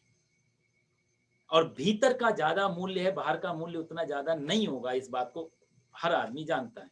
क्योंकि बाहर भी इसलिए इकट्ठा करना पड़ता है कि भीतर से हम भर जाएं। गणित उल्टा बैठ जाता कि बाहर इकट्ठा करने के चक्कर में अंदर की संपदा जाती रहती। भाई जितना ज्यादा बाहर प्रकाश करना चाहोगे उतना ज्यादा तेल डालना पड़ेगा, अंदर का तेल खत्म होता रहता है बाहर प्रकाश करने की चक्कर। धर्म कहता है कि अपदीपो भवा, महात्मा बुद्ध कहते थे बाहर प्रकाश छोड़ो। उनका बुद्धिज्म का सबसे बड़ा सूत्र अपदीपो भवा, अपने दीपक बनो, अपना प्रकाश, अंदर की जो संपदा उसको खोजो, वही सबसे। तो इसलिए कई बार महावीर स्वामी जितना चैन से सो पाते हैं उतना चैन से हमारा अरबपति नहीं सो पाएंगे। तो ये नाप, तो धर्म और विज्ञान में सदा ये विरोध बना रहा। विज्ञान बाहर की चिंता करता रहा, उम्र बढ़ा दी, सुविधाएं बढ़ा दी, पदार्थ बढ़ा दिए। इसलिए इसलिए आपको शायद आश्चर्य होगा, हमारे आज के विचारक इस बात को अब बहुत जोर शोर से कहते हैं कि ये जो युग है, इससे इतना ज्यादा विक्षिप्त, इतना ज्यादा पागलपन, इतना ज्यादा मूडी युग कभी नहीं था पहले। युद्ध थे, गरीबी थी, परिस्थिति कम थी, बुरी थी, लोगों के पास सुविधाएं ज्यादा नहीं थी, लेकिन इतना पागलपन नहीं था जो अब है। और आगे भविष्य में क्या होगा भगवान जाने, क्योंकि धर्म को हर रूप में हटा दिया विज्ञान आगे। तो अकेला जब विज्ञान आगे जाएगा तो विक्षिप्तता लाएगा, तो विज्ञान का टारगेट है तोड़ो और दे दो। तो मशीनों का युग, इसलिए हमारे कलयुग का अर्थ क्या होता है? कली मीन्स मशीन, युग मीन्स टाइम, जहां मशीनों का टाइम हो, हर चीज मशीन से हो जाएगी, अब आदमी की जरूरत ही नहीं है। तो जहां मशीनों का युग होगा वहां इमोशंस की अपेक्षा, जहां मशीनों से सब काम हो रहा है वहां हम कोशिश करें कि प्रेम प्यार व्यवहार में नहीं हो पाएगा। आदमी उतना ज्यादा मशीन की तरह हो। तो ये आप देखो, हमको भी सबको मशीन बना दिए, सब रोबो की तरह काम कर रहे हैं। आने वाला टाइम तो ये कोई कार्टून छपा था कि एक समय आएगा जैसे मनुष्य दंपति संतान पैदा करते, मशीन मशीन पैदा करने लग जाएगी। ऐसी मशीन खोज लेगा विज्ञान आज नहीं कल। एक मशीन जब बूढ़ी हो रही होगी, खराब हो रही होगी, अपनी दूसरी मशीन को पैदा करके छोड़ जाएगी। कार्टून ही है लेकिन गलत नहीं है, कलयुग है, कुछ भी हो सकता है साहब। तो बाहर की चिंता बहुत थी, धर्म अंदर की चिंता ज्यादा करता है। कितना शांत हुआ। 100 साल पहले आदमी का जो यदि ब्लड प्रेशर चेक किया जाए और आज के आदमी को, बहुत बड़ा अंतर दिखता है। उसकी सारी लिविंग अब की और 100 साल 200 साल या पुराने समय की पहले की, बहुत अंतर है, क्योंकि बाहर की चीजों में ज्यादा गए।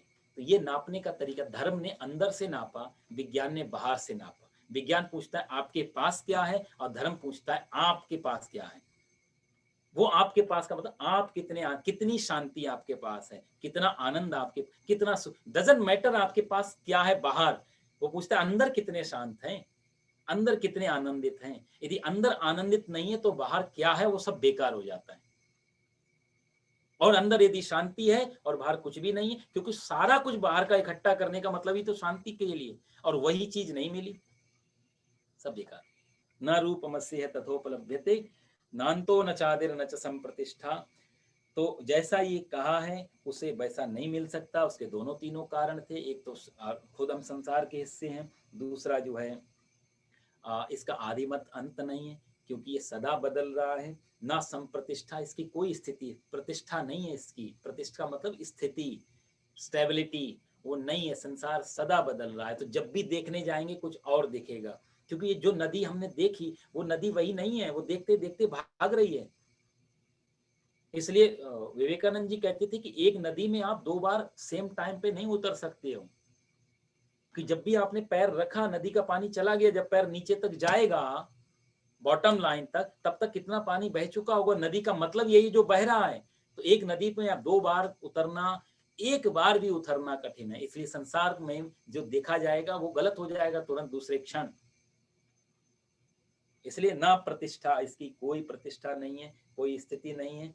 और इसको असंग वैराग्य रूपी शस्त्र से काट कर अर्जुन ततः पदम तत्पाणी, और हमें परमात्मा की खोज करनी चाहिए और उसकी शरण में जाना चाहिए। प्रपद्ये, यहाँ भगवान इस चौथे श्लोक में जो बहुत ज्यादा गंभीर शब्द है वो है प्रपद्ये। शरणागति में लेनी चाहिए परमात्मा की। साफ शरणागति की, जैसे मैं आपसे पहले भी चर्चा कर रहा था, शरणागति का अर्थ होता है जहां पर अपना कोई अहंकार नहीं रह जाए।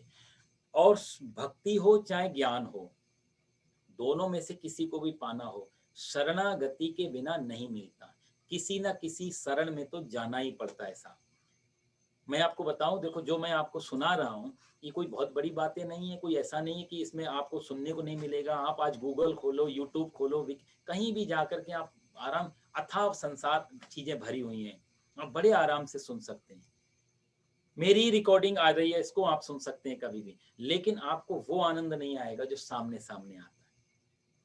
नहीं तो क्या कमी इन चीजों की। मेरे से भी अच्छे अच्छे वक्ता हैं, बड़े बड़े विद्वान लोग हैं जिन्होंने बहुत अच्छी तरह, मैं तो शायद 10% भी उनके बराबर नहीं बोल पा रहा हूँ, आप सुन सकते हैं, लेकिन उनके शरण में बैठकर, चरण में बैठकर, सानिध्य में सुनने और उनका घर में लाकर के सोफे पे बैठ के और आराम से वीडियो सुनना, बहुत आप खुद फील करेंगे अंतर। शरणागति का एक छोटा सा यही अर्थ, जहां पर हम थोड़ा कुछ त्याग करके जाते हैं, जहां पर कुछ हम छोड़ते हैं चीजें, वो शरणागति। इसलिए सारे धर्मों ने शरणागति को, शरण को बहुत महत्व दिया, क्योंकि शरणागति से अहंकार तिरोहित होते रहता है, निकलता रहता है। तो जो मैं आपको बता रहा था कि जो हर धर्म ने, आप देखो इस्लाम में भी जो जो नमाज है वो भी शरणागति का ही स्वरूप है, जो बार बार उठना, बार बार झुकना, बार बार उठना, बार बार झुकना, ये शरणागति की ही प्रोसेस था। ये वही प्रोसेस कि धीरे धीरे झुकने की कला आ जाए। और साफ दुनिया में विद्वान होना कठिन नहीं है, ज्ञान प्राप्त करना भी कठिन नहीं है, पूजा पाठ करना कठिन नहीं है, विनम्र होना बहुत कठिन है अपने आप में। कहते हैं कि सूखी लकड़ी और मूर्ख व्यक्ति, अहंकारी व्यक्ति, ये टूट तो जाते हैं पर झुकते नहीं हैं। नमन्ति फलिनो वृक्षा नमन्ति गुणिनो जनाः। वृक्ष की डाली में बहुत सारे फल लगते हैं तो डाली धीरे धीरे नीचे को झुकने लगती है। नमन्ति गुणिनो जनाः, जब सही में भक्ति और ज्ञान आने लगेगा तो उसका एक ही लक्षण होगा, शरणागति। प्रपद्ये जो भगवान बात कर, वो धीरे धीरे गुणी व्यक्ति विनम्र होता जाएगा। वहां फ्लेक्सिबिलिटी, बहुत ज्यादा कहा जाए कोमलता, ये आने लग जाएगी। समझ लो ज्ञान जीवन में फलित हो रहा है। यदि अहंकार आ रहा है, एटीट्यूड आ रहा है और कठोरता, इसका मतलब अभी भी ज्ञान आ तो गया है लेकिन प्रैक्टिकल अनुभव में नहीं आया है। क्योंकि यहाँ भगवान 5वें श्लोक में जो ये बात कर रहे हैं, 4थे श्लोक में, पुरुषम प्रपद्ये, उस पुरुष को शरण लेनी चाहिए। जो शरणागति की जो बात कर रहे हैं, ये इसका बहुत मूल आधार है ये अध्याय का, शरणागति का। जहां तो नमन्ति फलिनो वृक्षा नमन्ति गुणिनो जनाः, दो चीजें झुकती हैं, फलदार वृक्ष और गुणी व्यक्ति। कौन नहीं झुकता? बोले शुष्क काष्ठानि मूर्खाश्च न नमन्ति कदाचन। सूखी लकड़ी और मूर्ख व्यक्ति, ये दोनों टूट जाएंगे पर इनको झुका नहीं। कौन आएगा यहाँ, कौन आया होगा? मुश्किलों ने मेरा दरवाजा खटखटाया होगा, और गुल से लिपटी इस तितली को छुड़ाकर देखो, तुमने बड़े बड़े दरख्तों को गिराया होगा। जब आंधी तूफान आते हैं तो बड़े बड़े दरख्त माने पेड़ गिर जाते हैं, लेकिन फूल से लिपटी हुई तितली को अलग नहीं कर पाता तूफान।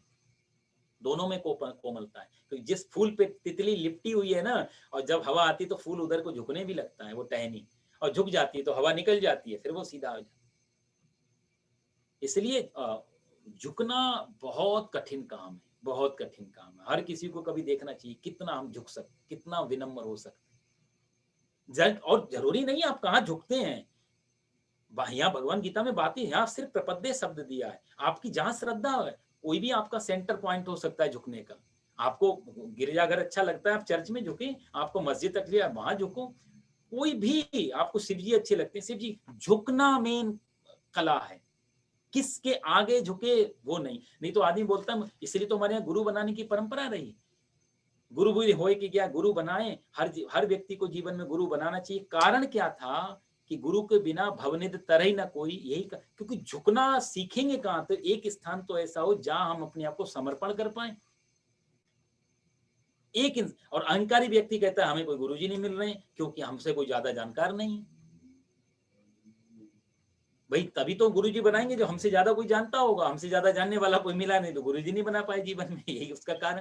कहने का अर्थ है कि ये जो गुरु परंपरा से परंपरा रही, यही शरणागति जो प्रपद्ये शब्द भगवान दे रहे हैं, उसी से कि जितना विनम्रता आ जाए। और झुकने का प्रोसीजर हर धर्म ने अपने अपने तरीके से दिया, इसलिए हर जगह आप देखोगे थोड़ा सा सिर झुका। और ये योगा में भी, पतंजलि में भी आप देखेंगे, ये योग के लक्षणों में भी ऐसा एक आता है कि आप उसमें धीरे धीरे धीरे धीरे आपको झुकाया जाता है, तो आप धीरे धीरे गर्दन झुकाएंगे। और जब झुकाते समय मन में यही इमेजिनेशन करनी कि मैं झुक रहा हूं, मतलब मैं सरेंडर हो रहा हूं, सरेंडर होना। इस तरह करके धीरे धीरे पूरा झुकाया जाता है, और एक एक 2-2 घंटे ये किया करवाया जाता है। तो आप खुद पाएंगे, जब वो जो 6-7 दिन करने के बाद आपको अपने आप लगेगा मेरे अंदर कोई चीज ऐसी जो बहुत ही ज्यादा लचीली हो गई है, बहुत। इसलिए हर आप देखो प्रेम में, आदर में, सम्मान में अपने आप सिर झुकने लगता है। अपने आप हम नीचे अकड़ के खड़े रहना वाला मामला नहीं रहेगा। जब भी आप प्रेम में होंगे, आदर में होंगे, सम्मान में होंगे, आप ऑटोमेटिक ही झुकते चले जाएंगे। किसी भी आप श्रेष्ठ व्यक्ति के सामने आप जाते तो कैसे सिकुड़ जाते हैं। आप कहीं किसी बड़े आदमी बॉस के सामने आप फैल के नहीं बैठ पाते, आप थोड़े सिकुड़े। वही सिकुड़न शरणागति के रूप में परिवर्तन जब होती है तो आदमी विनम्र होता चला, लचीला होता चला जाता। जितना लचीला होता है उतना ही ज्यादा ज्ञान रूपी और भक्ति रूपी है। इसलिए ज्ञान का रास्ता हो चाहे भक्ति का रास्ता हो, साहब योगी बनना हो चाहे भक्त बनना हो, शरणागति के बिना कभी किसी को नहीं मिला। किसी ना किसी की शरण में जाना ही पड़ता है। इसलिए भगवान कहते हैं प्रपद्ये। तो प्रपद्ये शब्द का यहाँ मेन अर्थ था कि शरण में जाएं, और शरण में जाने के लिए कोई भी रास्ता अपना। हिंदू धर्म ने तो इतने प्रयोग किए। हमने सांप वृक्षों में देखा, पीपल को नाप लिया, पीपल पे जाके दीपक जलाया, मत्था टेका। नदियों में हमने गंगा जी को पकड़ लिया, गंगा यमुना सरस्वती नर्मदा सबको नदियों। ये जो जगह जगह ऑब्जेक्ट हैं, आदि भौतिक और आदि दैविक, दो अर्थों में तो गंगा जी माँ हैं, देवी हैं, वो बात अलग है। आदि भौतिक में वो जल की नदी है, वो एक। लेकिन आध्यात्मिक अर्थ है कि हमने एक ऐसी चीज देखी जहां पर जाकर हमें प्रणाम करने का, झुकने का मौका मिला।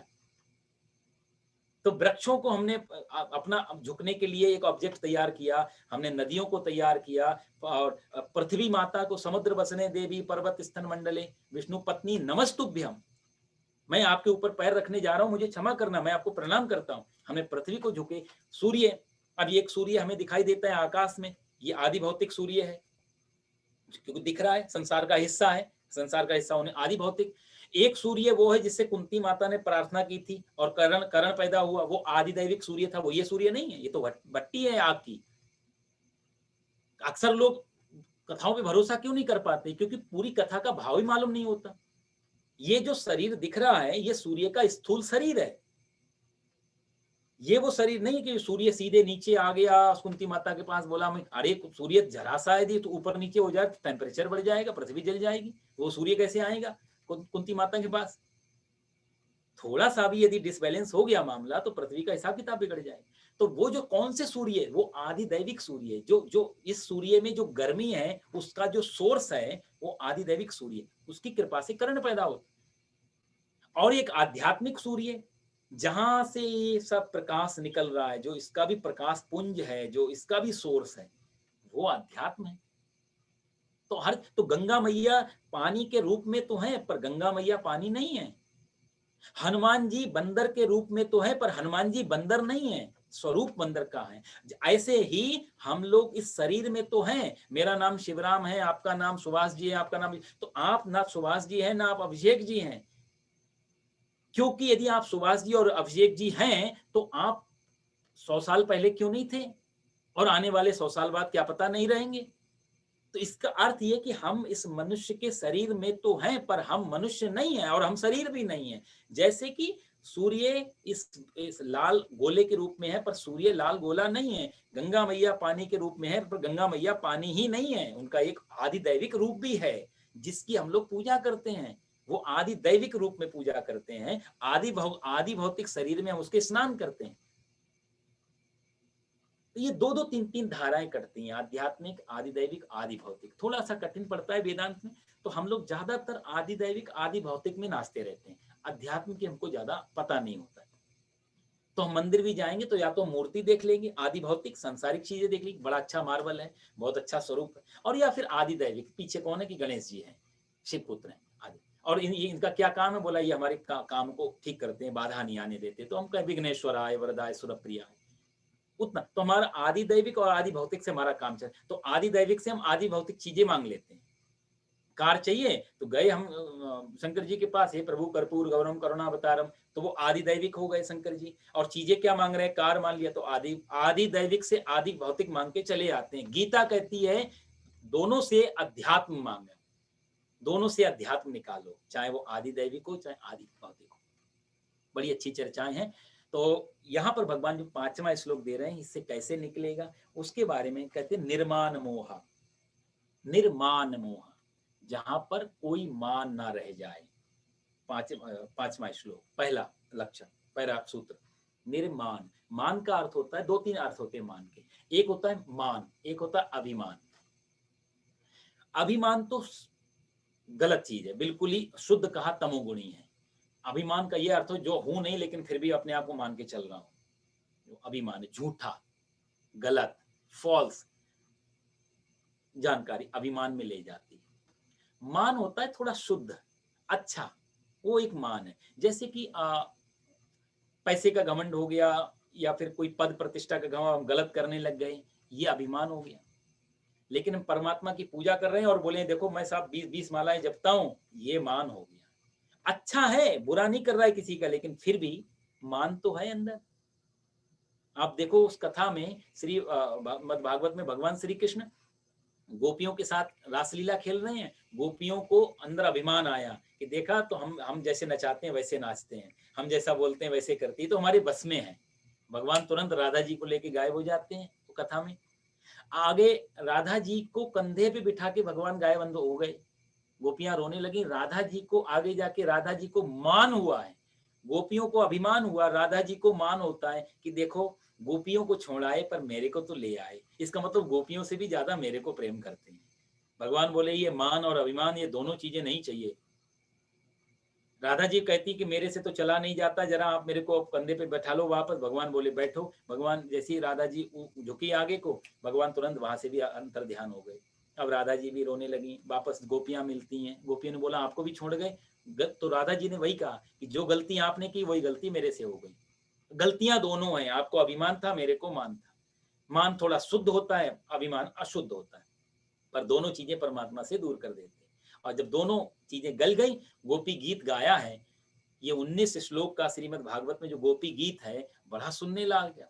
जयति तेधिकम जन्मना व्रज श्रयत इंदिरा शाश्वदत्र ही दयित दृश्यताम दीक्षुतावकाश त्वयि धृता सबस्त्वाम विचिन्वते। आपके आने से वृंदावन धन्य हो गया, आप हमें छोड़ के कहाँ भाग गए? और यदि भागना ही था तो फिर उस दिन यमुना में कालिया नाग को क्यों भगाया? उसको पानी पिला के मार देते, वर्षा से डूब जाने देते वृंदावन को। 19 श्लोकों में गोपियों ने जो प्रार्थना की है गोपी गीत के माध्यम से साहब, वो तो बड़ा सुनने लायक है। बहुत उससे शरणागति का और मान और अभिमान का फर्क नजर आता है, कैसे अभिमान और मान दूर होता है, गोपियां क्या कहती। और इसका परिणाम हुआ था कि 20वें श्लोक में आप देखो तो भगवान तो तासाम आविर्भूत छौरी स्वयं मुखाम भुजा, भगवान तुरंत प्रकट हो गए। जहां मान है तब तक परमात्मा दूर है, जहां अभिमान है तो परमात्मा 100% ही दूर है। दोनों ही शुद्ध अहंकार के रूप है, एक शुद्ध एक अशुद्ध। तो यहाँ भगवान कहते हैं निर्मान मोह। मान का एक अर्थ और भी होता है, आप देखते हो ना साहब, देश काल परिस्थिति। भाई हमारा शरीर है तो हम शरीर को कैसे देखेंगे? तो हम या तो स्वरूप से देखेंगे, गोरा है या काला है। माप, वो भी मेजरमेंट है ना, काला है कि गोरा है। फिर हम लंबाई चौड़ाई देखेंगे, ये भी एक माप है, इसी को मान बोलते हैं ना आप लोग। द्रव्यमान, औसतमान जो आता है गणित में, मान का अर्थ होता है माप, तोल, वजन। तो हमारा शरीर भी मान में आएगा, कैसे, कितना बड़ा है, कितना छोटा है, कैसे कलर का है, क्या इसका स्वरूप है, ये सब परिस्थितियों से तो नापते हैं, ये मान हो गया। तो जब तक हम अपने को शरीर मानेंगे तब तक मतलब हम मान में हैं। ये आध्यात्मिक अर्थ है साहब। एक तो अभी तो मैंने आपको आदिदैविक आदिभौतिक अर्थ बताया, ये आध्यात्मिक अर्थ है कि शरीर को भी मैं मानना मान के अंतर्गत आएगा। क्योंकि जब हम शरीर I've already given you 1 hour extra in the evening, beta. तो हमारे पास Cannot watch so much TV. तो निर्मान मोह जित संग दोषा। तो जब हम मान में आएंगे, किसी मेजरमेंट में अपने आप को लाते हैं, तो हमारे पास 2-3 चीजें बच जाती हैं। हमारी लंबाई चौड़ाई बच जाती है, हमारा वजन निकल के आ जाता है ना जी। और हम जैसे आपसे मैं पूछूं कि आपकी डेट ऑफ बर्थ क्या है, तो आपने एक अपनी डेट ऑफ बर्थ बता दी। तो डेट ऑफ बर्थ बता दी, इसका मतलब इस तारीख से पहले आप नहीं थे, यही तो अर्थ हुआ डेट ऑफ बर्थ का। आपने बोला मैंने 1 जून को मैं पैदा हुआ, तो यानी कि 1 जून को आप पैदा हुए तो 31 मई को आप नहीं थे, इसका मतलब। तो आपने अपना एक पैमाना बना दिया, तो जैसी पैमाना बन गया परमात्मा दूर हो गया। फिर हमने बोला कि हम इतने साल के हो गए, फिर हम एक माप में आ गए। फिर एक डेट आएगी जब हमारे डेट के आगे लेट लिख दिया जाएगा, स्वर्गीय लिख दिया जाएगा, और हम नहीं होंगे। फिर से हम एक पैमाने, मान में, एक माप में बंध गए। भगवान यहाँ कहते हैं निर्मान मोह, जहां कोई माप ना रह जाए या अनंतता रह जाए। एक शरीर पैदा हुआ, शरीर बड़ा हुआ, शरीर मर गया। जब ये शरीर पैदा नहीं हुआ था तब भी मैं था, वो है निर्माण। शरीर है अब भी मैं हूँ। साहब हम बचपन हमारा चला गया, हमको कोई प्रॉब्लम नहीं, हम कोई रोके नहीं बैठते, अरे मेरा बचपन चला गया, मैं मर गया। ये जवानी भी चली जाएगी, फिर भी हम बैठेंगे, हम कहेंगे कि मैं मर गया। हम सारी अवस्थाओं के जाने पर रोते और बोलते नहीं, लेकिन जब बुढ़ापे में आके बोलते मैं मर जाऊंगा, कैसे मर जाएंगे? जब बचपन गया और मैं नहीं मरा, जवानी गई और मैं नहीं मरा, तो एक दिन बुढ़ापा भी जाएगा और मैं नहीं मरूंगा। उसका अर्थ है निर्माण। तो मान कब होता है? उसके आगे शब्द भगवान जोड़ रहे हैं, मोहा। मोह के कारण मान होता है, जहां मोह आ गया मान भी हट गया। तो निर्माण मोह का अर्थ आध्यात्मिक अर्थ होगा, जहां शरीर से भी जो मेरा जुड़ाव है वो खत्म हो जाए, उसका मतलब है निर्माण। बाकी बाहर के दूसरे भी अर्थ है, पर हम आध्यात्मिक अर्थ को लेते हैं। निर्माण मोह और जित संग दोषा अध्यात्म नित्या, ये 5 सूत्र हैं साहब, जो पांच फॉर्मूला हैं जो भगवान की प्राप्ति में, अध्यात्म की प्राप्ति में सहायक होंगे इस अध्याय के। तो ये जित संग दोषा, संग को दोष, आसक्ति, जहां वैराग्य आ जाए। संग दोष का ये भी होता है अच्छी संगति। आप देखो तो परीक्षित ने भी पूछा था भगवान सुखदेव से कि मन को वश में करने के क्या तरीके हैं।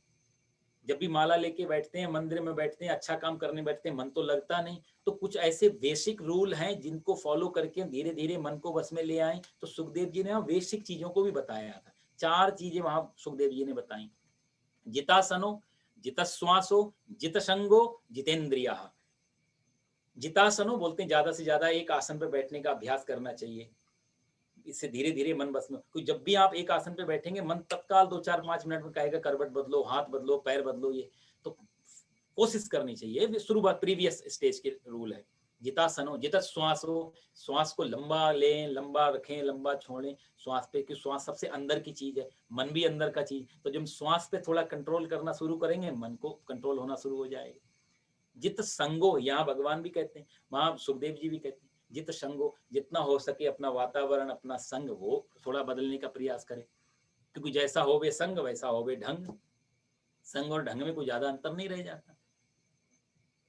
तो आप सब लोग जानते हैं आज अमेरिकन जो लाइफ स्टाइल है यहाँ की, देख लो आप, ये लाइफ स्टाइल हमारी भारत में रहके नहीं थी, और आज हमारी ये वीकनेस बन गई। कारण क्या? कि हमारा संग ऐसा हो गया। अब ये सब चीजें जरूरी हो गई।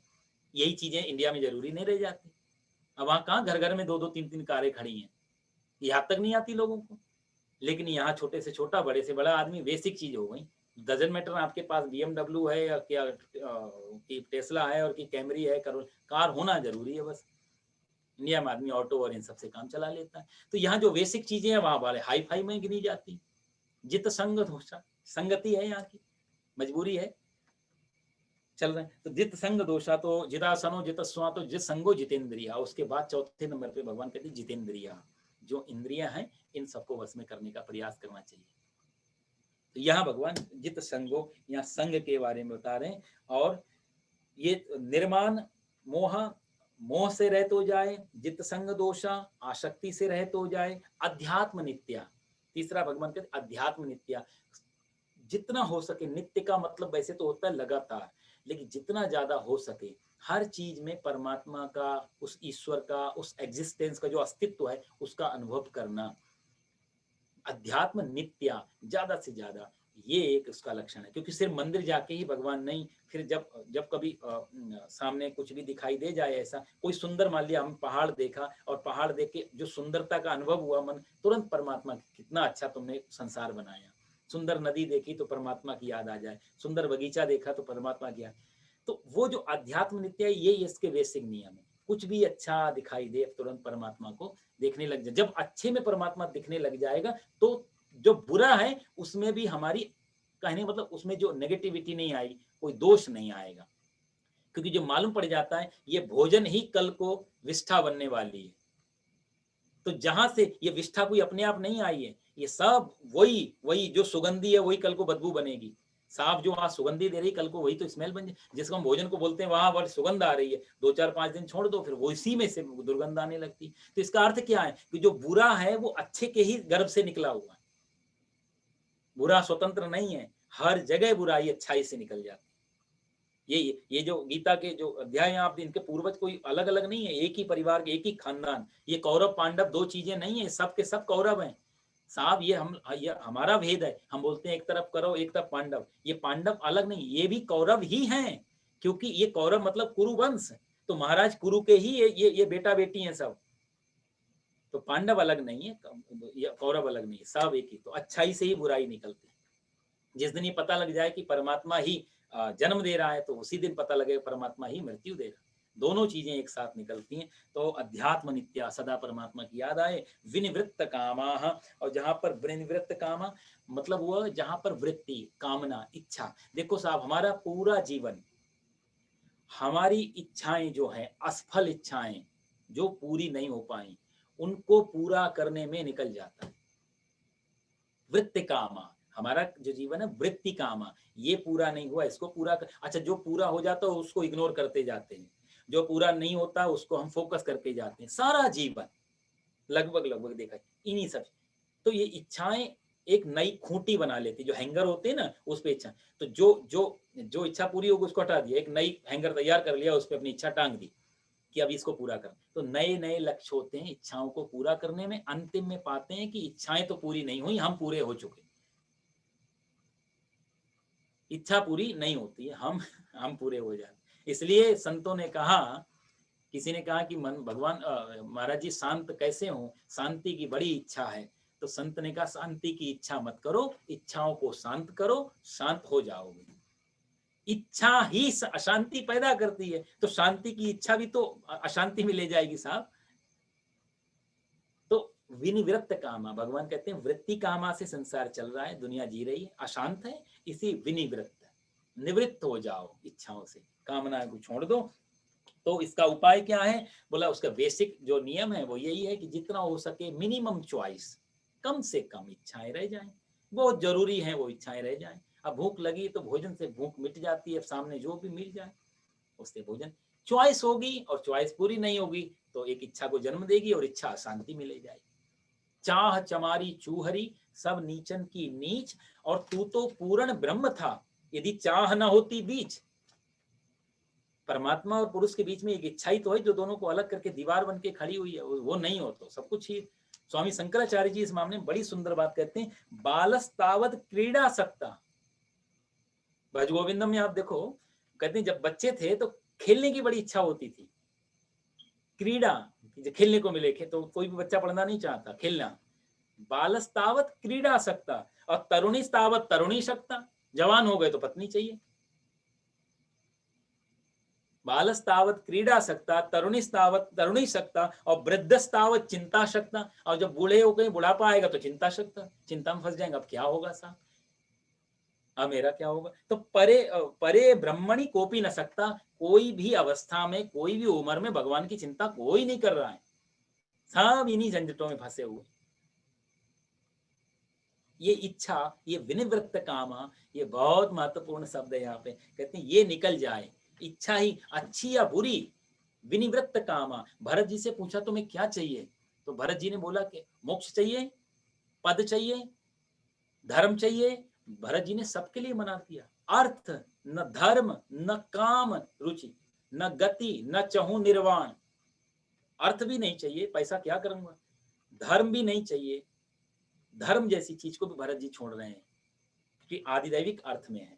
धर्म करेंगे स्वर्ग जाएंगे, ये सब नहीं चाहिए। अर्थ न धर्म न काम रुचि, और कोई कामना भी नहीं है, और न गति और न निर्वाण, निर्वाण भी नहीं चाहिए, यानी कि मोक्ष भी नहीं चाहिए। इसके भी दो अर्थ हैं, एक तो निर्वाण भरत जी के हिसाब से, पर भरत जी भी जानते हैं चाहने से निर्वाण भी नहीं मिलता, क्योंकि जहां चाह है वहीं तो निर्वाण में बाधा है। यदि चाहूंगा निर्वाण तो निर्वाण भी नहीं मिलेगा मोक्ष में। जब चाह मिट जाएंगे तो निर्वाण तो मेरा स्वरूप है।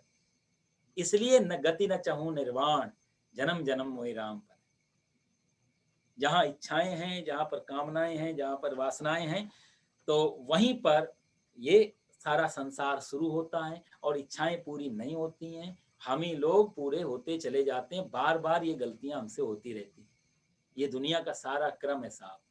तेरे आजाद बंदों की न ये दुनिया न वो दुनिया। किसी शायर ने कहा तेरे आजाद बंदों की, तू कहता है कि मनुष्य को मैंने आजाद बना के भेजा, बोला नहीं, तेरे आजाद बंदों की न ये दुनिया न वो दुनिया, यहाँ पर जीने पे पाबंदी, वहां मरने पे पाबंदी। ये कैसी स्वतंत्रता दी है तूने मेरे को।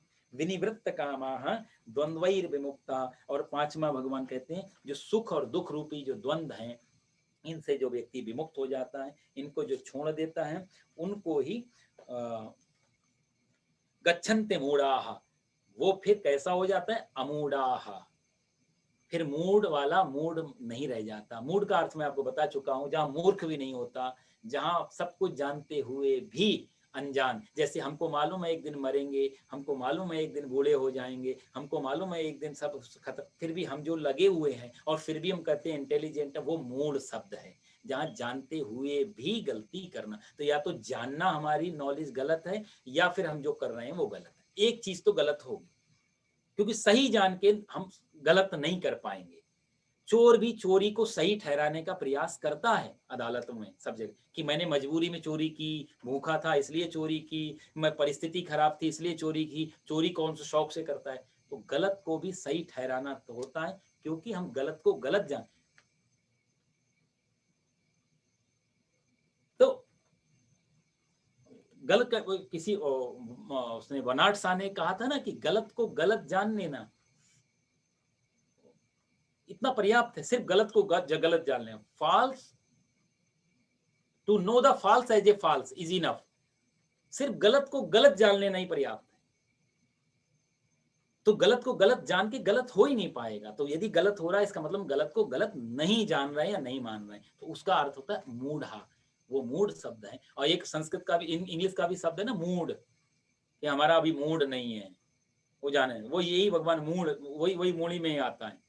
अमूढ़ शब्द है। भगवान कहते हैं वो व्यक्ति अमूढ़ हो जाता है, उसका फिर कोई मूड नहीं बचता। फिर जैसी प्रकृति चलती है, फिर जवानी होती है तो भी परमात्मा का, बुढ़ापा होता है तो भी परमात्मा का, जन्म होता है तो भी, सुख है तो भी, दुख है तो भी, सब उसका अपना, जहां कोई मूड ना रह जाए। इंग्लिश में जो मूड शब्द बोलते, मेरा मूड, जहां मेरा मूड नहीं है इसका मतलब मूड है, हम मूड। जहां पर अपना कोई मूड, तेरी तत्सुखे सुखित्वम, जहां तेरी खुश हुए वही मेरी। नानक जिसको कहते हैं तेरा दीप्ता मीठा लागे, जो तू दे दे वही मीठा है, वही उसको बोलते अमूढ़ाः पदम अव्ययम तक, वो व्यक्ति उसमें चला जाता है। टाइम तो मुझे लगता है 8:29 हो गए, काफी आगे निकल गए। तो अगली बार से हम लोग फिर 5 श्लोक तक हो गए। ये अध्याय बहुत ही मीठा अध्याय था, तो मैंने सोचा 8-10 तो करेंगे इसको। थोड़ा सा स्पीड रखी थी ज्यादा, कि फंक्शन शुरू होने से पहले समाप्त कर पाऊँ इसको मैं, इसलिए सोचा 8-10 श्लोक पर, भारी की जैसी भी प्रभु की इच्छा। तो अगली बार हम लोग फिर 6 श्लोक से आगे हम लोग प्रारंभ करेंगे। ओम पूर्णमदः पूर्णमिदं पूर्णात् पूर्णमुदच्यते पूर्णस्य पूर्णमादाय पूर्णमेवावशिष्यते। सर्वे भवन्तु सुखिनः, सर्वे सन्तु निरामयः, सर्वे भद्राणि पश्यन्तु मा कश्चित् दुःखभाग् भवेत्। ओम शांति ओम। बोलो सच्चिदानंद भगवान भगवान की जय। जय माता की जय।